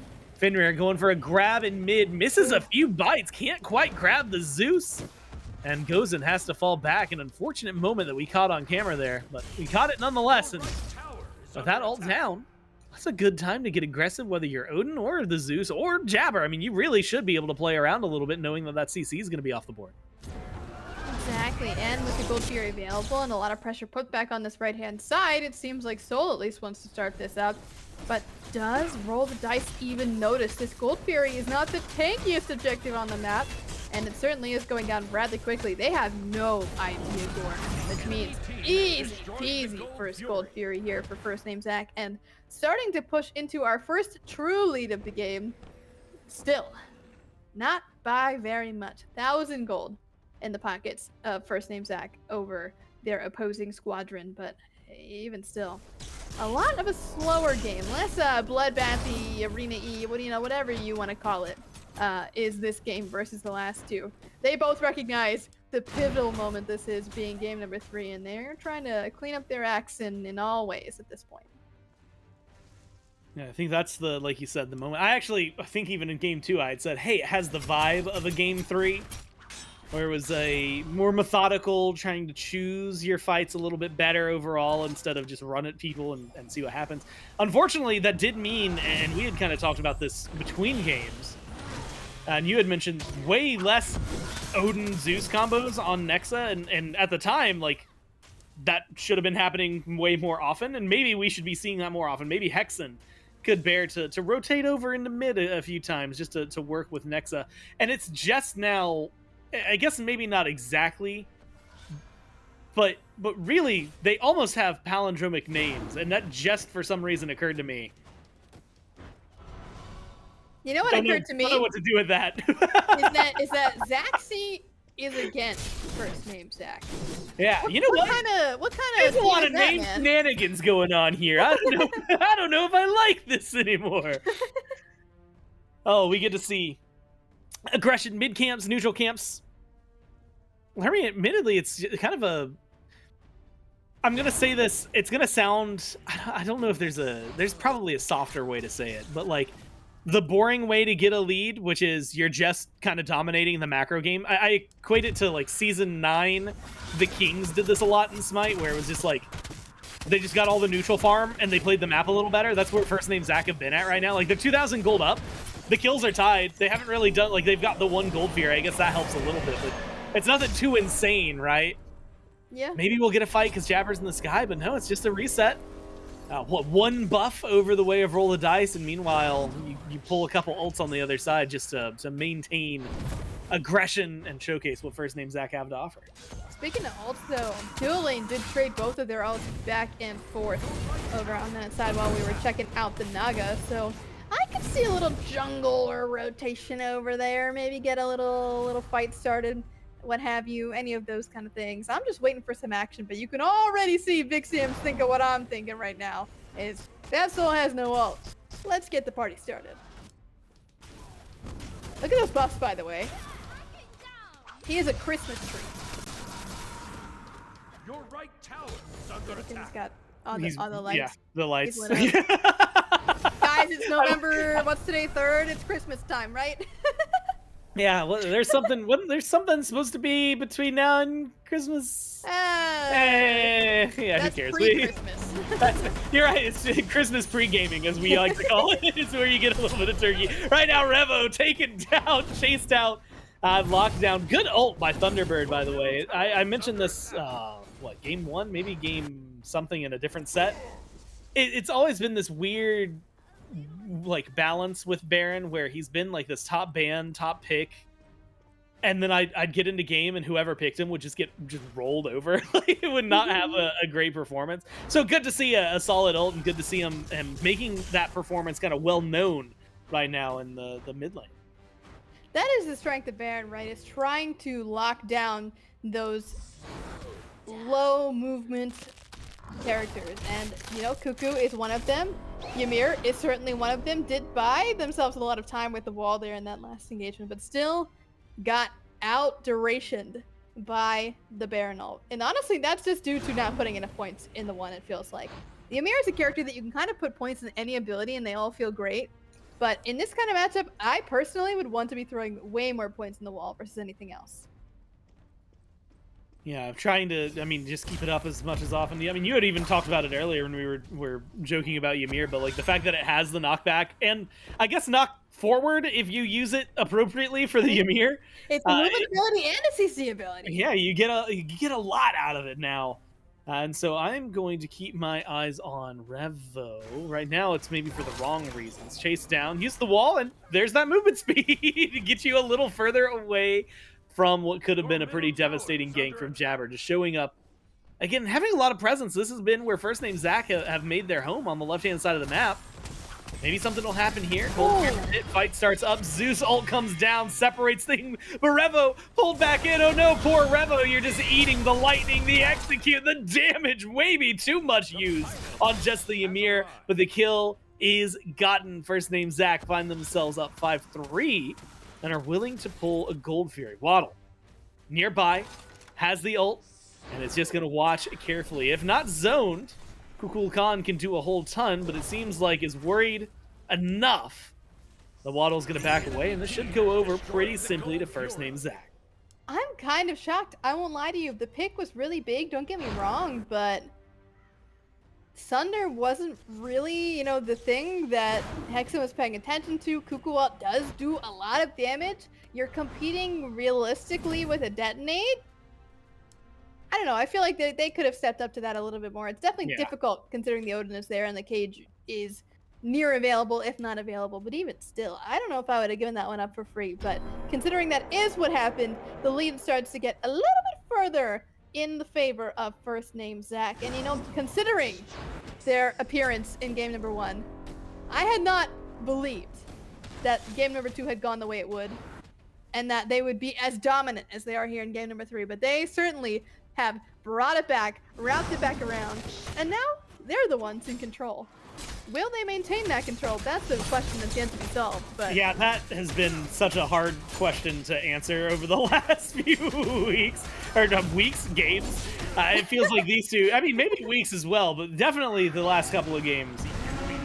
The way these two have gone back and forth, it's just a little bit goes a long way. Right now, that's where First Name Zach are, so hopefully they can hold on to it. I guess the question I have for you, do you see a Fire Giant happening anytime soon, or do we think we're in for another little bit of a long haul? I mean, if something catastrophic happens, maybe, but there's nothing to fight over anymore. Pyra's down, Gold is down. Who needs to push towers at this point? You know, I think we're kind of just relaxing, chilling, we're farming, maybe like we're poking out a little bit to get a relic or an ultimate here or there, but nothing to fight over. It's time to go to Farm Cities, was what I think. And honestly, I think these carries are getting a lot of that money over in their direction, in their pockets, in their coffers. And the second that they're able to spend a lot of that time actually getting deep into these fights and rotating and making things happen, that's when we'll start to see things really start to spiral.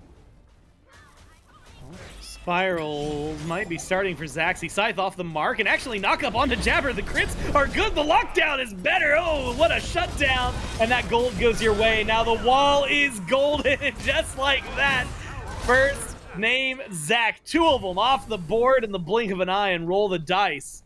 Step forward, get aggressive. They might even be able to find Zeus, who's a little out of position right now. Nexa walking towards the tower line, unaware, I think, of the storm that is walking behind. Luckily, continues running into the jungle, doesn't go back to the tower line, and instead is able to walk away from this one A-okay. That Ymir, the wall, I mean, Larry, you were talking about it earlier. You put the right amount of points in it, you hit it, it's a good ability. It sure is a great ability. And now that we're getting to that point that Ymir is able to start getting points into their second one that they're choosing to focus on, or maybe, you know, they're the kind of Ymir that likes to split up their points between their abilities. But it is going to mean that the more levels Ymir has, the more CC he's working with too.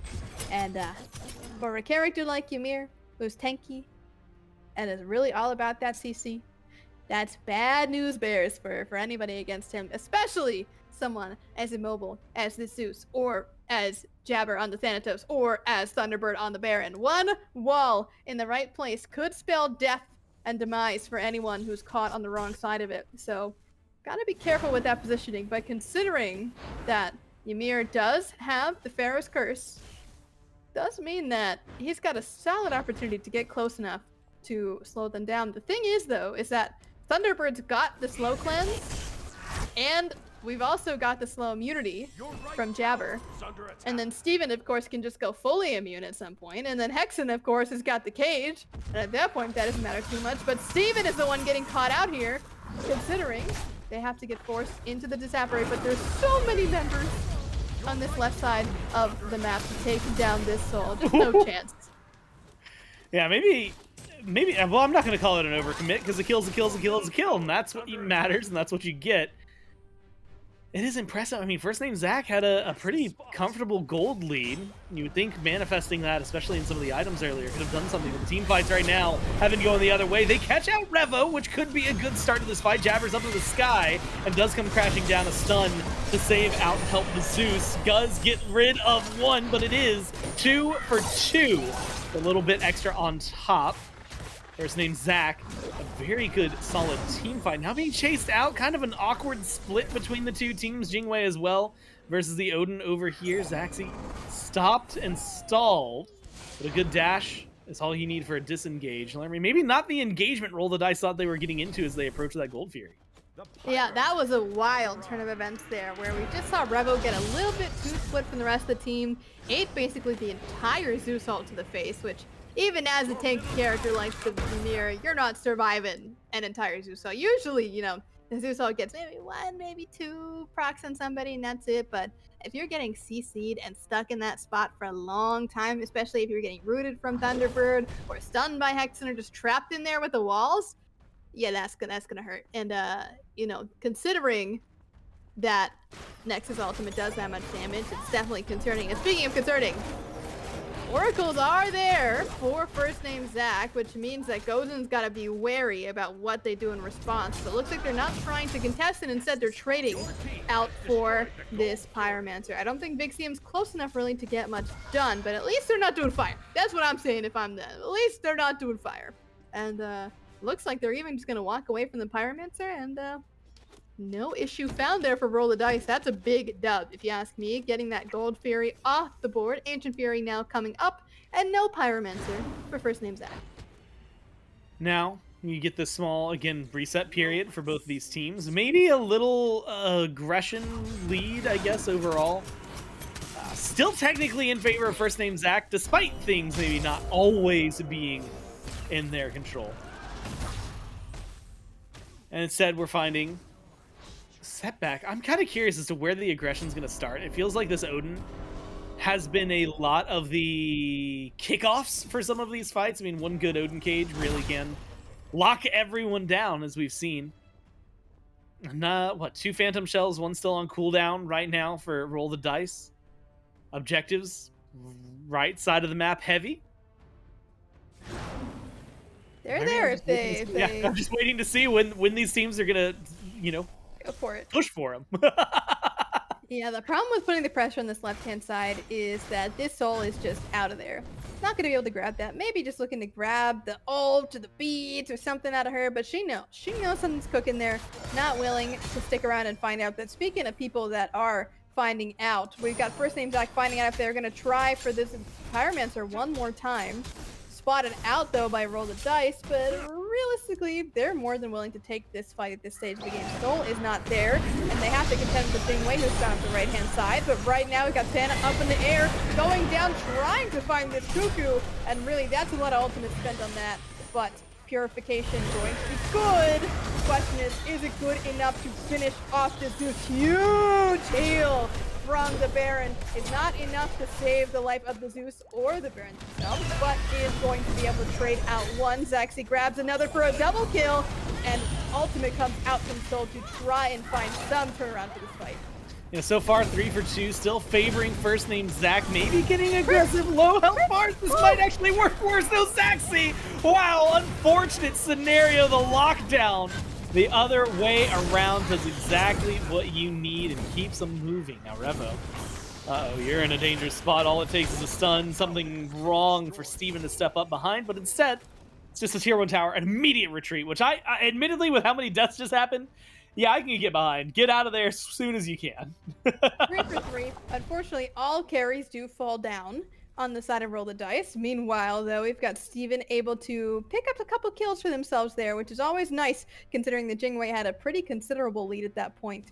But unsurprisingly, we've been seeing a lot more of this Fatalis build come around. Even though it lost the penetration, it just gives you so much I don't know if there's a word for this. Kite ability, maneuverability might be a better word.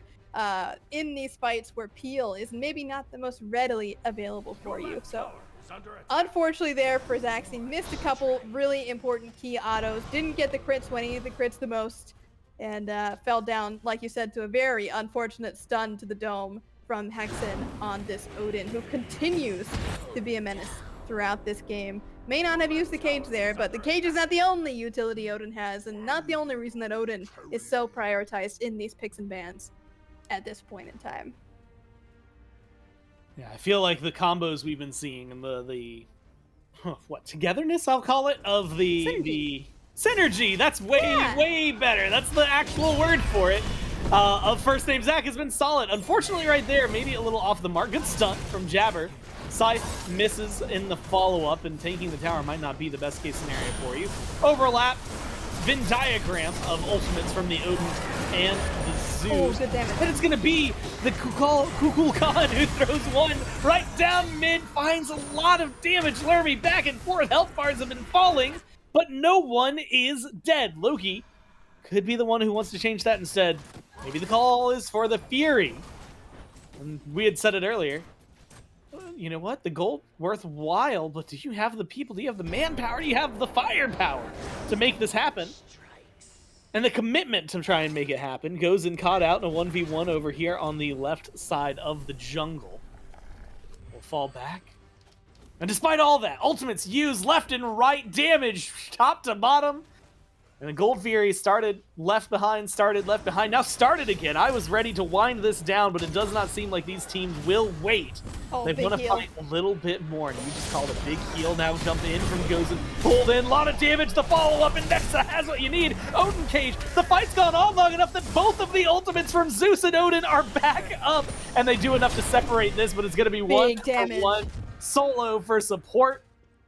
And what a wild fight. All of that for just those 2 kills. Whew. I need a second after that. My God. Yeah, right. That's so much. Everything's happening so quickly in these games as we're getting towards the late game. You know, there was a small pass of health going into these later stages of the game, especially as you're reaching level 20. We're seeing basically everybody getting there except for the supports at this point. So everyone's a little bit tankier at this point, but clearly not enough to still avoid getting bursted. TTK is still very high among these players here, especially when you're dealing with a Zeus like these teams have been passing back and forth this whole time. I'm excited though to see how we continue to push forward here, as Ancient Fury seems to be the big point of contention and not so much Fire. It seems like this is step number 1 for both teams here, and then over to Fire afterward. realistically, you could just skip the Ancient Fury and go for the fire and see what happens, but you also don't want to risk possibly losing that to some kind of sneaky play over on that left-hand side. Fire, though, is definitely on the minds of these players. A lot of folks running over to this right-hand side. I wouldn't be surprised if they tried to start it. The real question mark, Sunder detonate versus Spirit of the Nine wins. Can Waddle step up, and can Waddle feel confident in starting it? I would say it'd be necessary now, but Fire Giant hasn't even been started. If you get caught out, you answer the question immediately. Uses the ult, but inside the cage, stunned out, up to the sky goes Jabber. Execute is there. Execute is good, and that's going to be a kill to start things off. This 2v2 as it continues. Fire Giant right goes the way of first name Zach. They were doing it in the meantime, and just like that, all 5 are empowered.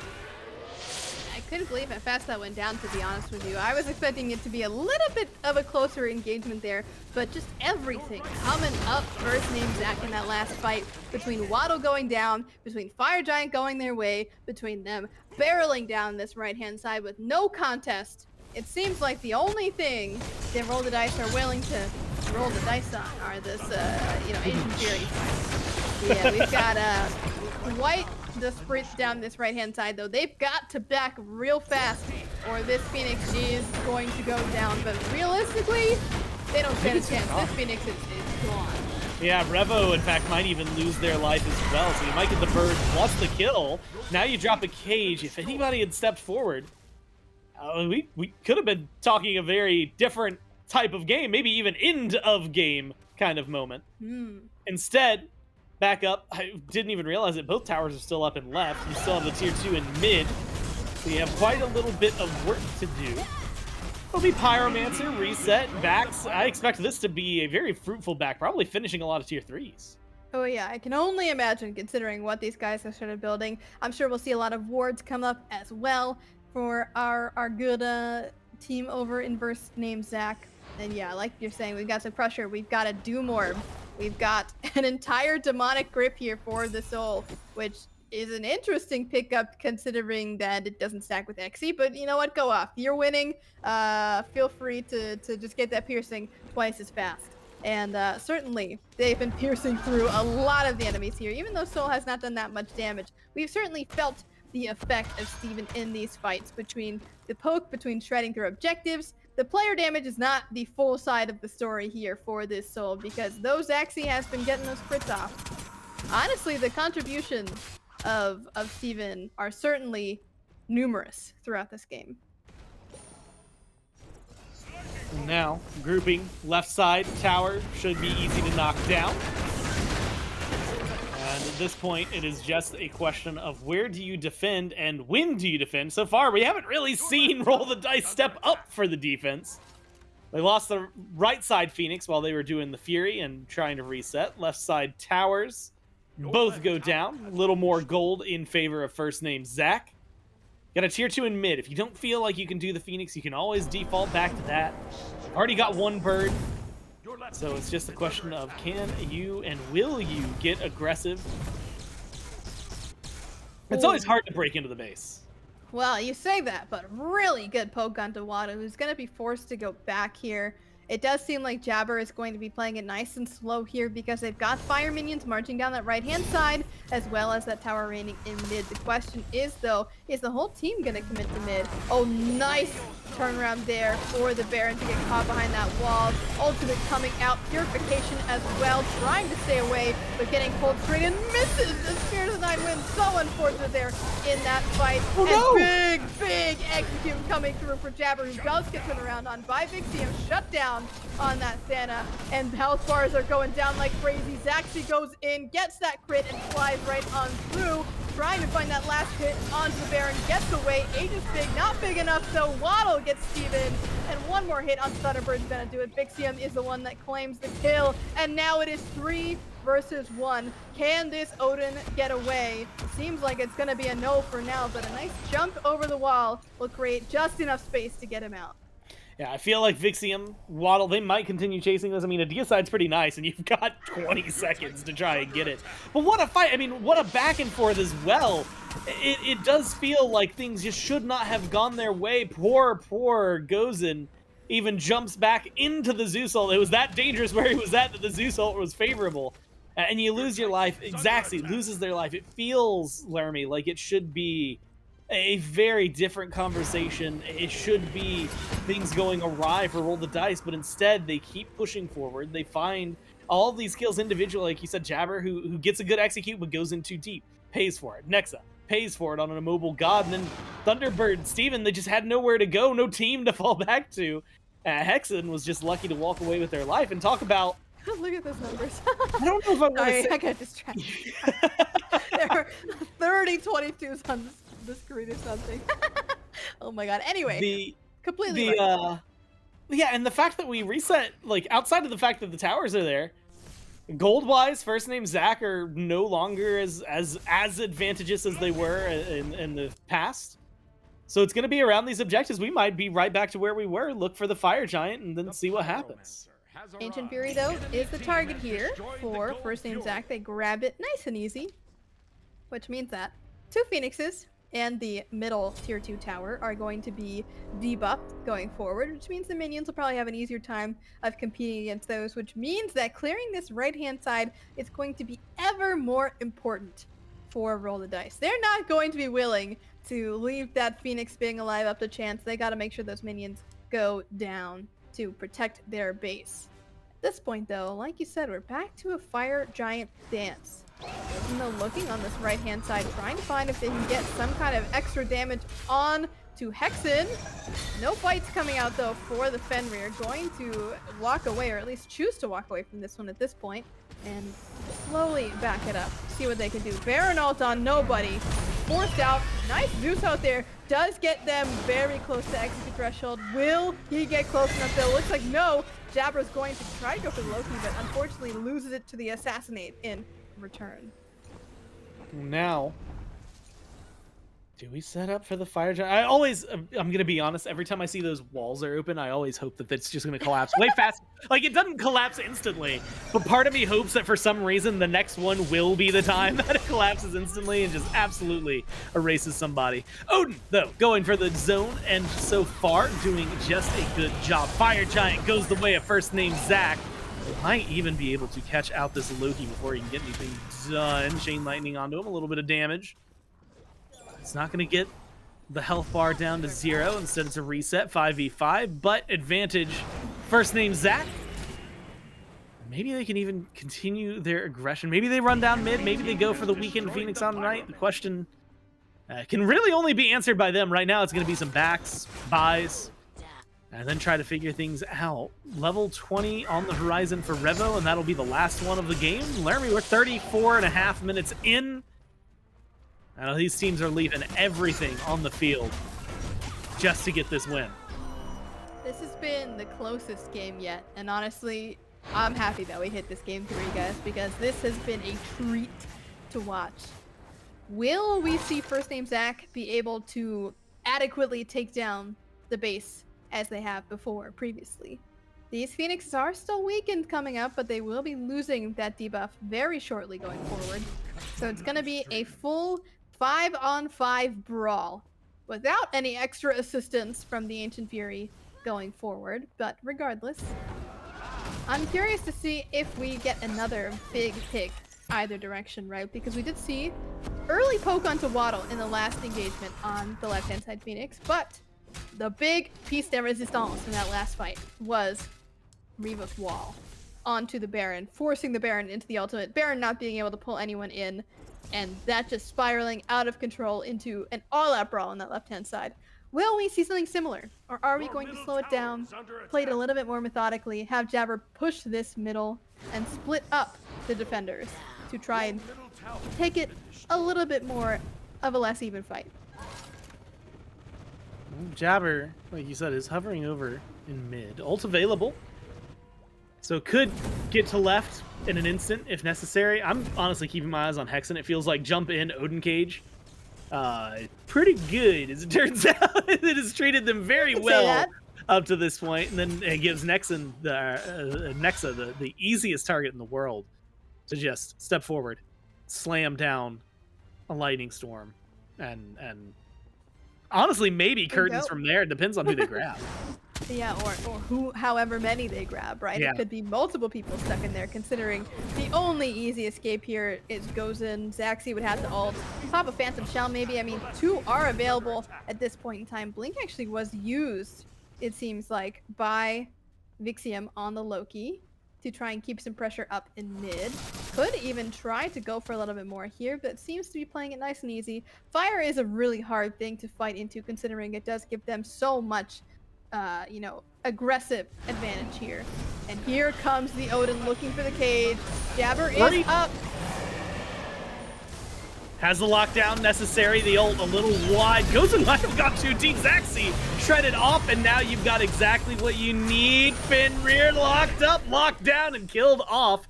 Phoenix still standing. Larry, a lot of ult investment to only get the one kill, but it might be the opening they need. Well, 2 kills actually off the board here. Zaxi is down as well. They did actually end up going into this backline, and the ADC being down is huge. They do use a bomb on this Phoenix. Left side Phoenix does go down. In danger here is this Ymir. He's got 3 stacks on him, and the Soul with the Fatalis able to run him down. Thunderbird grabs the last hit, and that, like you said, is 3 enemies down. Only the Titan stands between these 5 members of First Name Zach and their trip up into the top of the bracket here. Zeus ult dropped down. Can they clean it up? Waddle does find 2. Turnaround though from Jabber is going to be good as well, and they are fully committed to this Titan. First Name Zach are the victors in this best of 3, and they'll be moving on. Yeah, 2-1. They take the win. They do exactly what they need. I mean, the end of the fight, it feels that, I mean, we kind of predicted it in a way, but it's because that's what they had done for the last 30 minutes. Yeah. Odin cage, they get 3, they drop the Zeus ult, they get the damage done. And like you said, they get to move forward. How quickly that Zeus ult came back up, by the way. That was incredible to see just how fast they were able to go from the Phoenix into the Titan room again and just pour all of that DPS in. I mean, this is a good character, guys. I think it's what we learned today. Laramie's like, well, I've got work to do. Actually, as it turns out, I've been taking notes. And you know what? Some of it may or may not have been created right here today, as we've seen. But First Name Zach, again, they play incredibly well throughout a lot of that. These two teams, I mean, just brawling throughout all of that. Unfortunately, at the very end there, roll the dice, just unable to find the grip they need to push back. Gozen, goes a little deep trying to get something to happen. Zaxi just gets caught out by all that damage. And you see it, and we'll probably see it in a little bit. 3, 4, and 10 maybe doesn't look too great for Nexa, but I'm really curious what the damage numbers look like. Yeah, definitely. I think especially in those last couple of fights, gotta be racking up a couple thousand points of damage there. Yeah, 39k. Yep. Yeah, you can cause that a little bit of damage, just a little bit. 6k over Waddle, which admittedly, that shout outs to Waddle. You're doing a great job keeping up to the Zeus, as well as Hexen, who had been able to put up the 30k, over 11k more than what we saw from Gozen, which is wild to think about for the Odin. The cage numbers may be helping out a lot, right? Just because you can walk through the walls does not mean that it's not going to hurt you. Mm-hmm. And so there's definitely a lot going on for him. But you had mentioned it. They stay alive. Both of these teams stay alive. One of them stays in the top portion of their bracket. The other one gets knocked down. It is a double elimination group. Of course, in this with, 2 other teams, I guess, than the ones we just saw. 4 teams total, all trying to get to playoffs in just a couple of weeks. Next week, we'll be finding out who it is that qualifies. But this week, Laramie, with this 2-1, First Name Zach get to be the last name stamped forward. And we finally know, I guess, what the remainder of the weekend, the remainder specifically of the last chance qualifiers are going to look like as we go to the brackets and look at who is left and who is still trying to move forward. Again, a couple of teams have moved forward, and that's actually what's really interesting if you look at it. So Basket of E-Kittens eliminated. We got Baking Soda eliminated. Theater Thugs eliminated. And you might be scratching your head if you look down in Group D, because Roll the Dice just lost. So what do you mean they've already won the next set? Employment LARPers, that one is a forfeit, I believe, if I remember correctly. Their roster just unable to be fielded. And so 2-0 victory for Roll the Dice, which means they are back into a good spot. They might, if they win their next set, be able to advance to playoffs. And of course, teams that are waiting for them waiting like them in a very similar spot: Throw Punch Studio, Content Team 6, and Alec Hate Club, all waiting for their opportunity to potentially go to playoffs. Same thing for those matchups that you see at the top of each bracket. It's going to be a really, really exciting next week for the LCQ. Of course, we're looking at an A. It's also happening in EMEA. There's also playoffs going on in a bunch of different regions right now. A lot of Smite 2 that has been going on this weekend, but we're happy that you were joining us for all of it. But from myself, from Lermy, thanks for hanging out. Thanks for being here. From everyone back in production, from everyone hi-rez Studios, thank you so much for watching, and we'll see you next week as we continue the Last Chance qualifiers. Made in Georgia.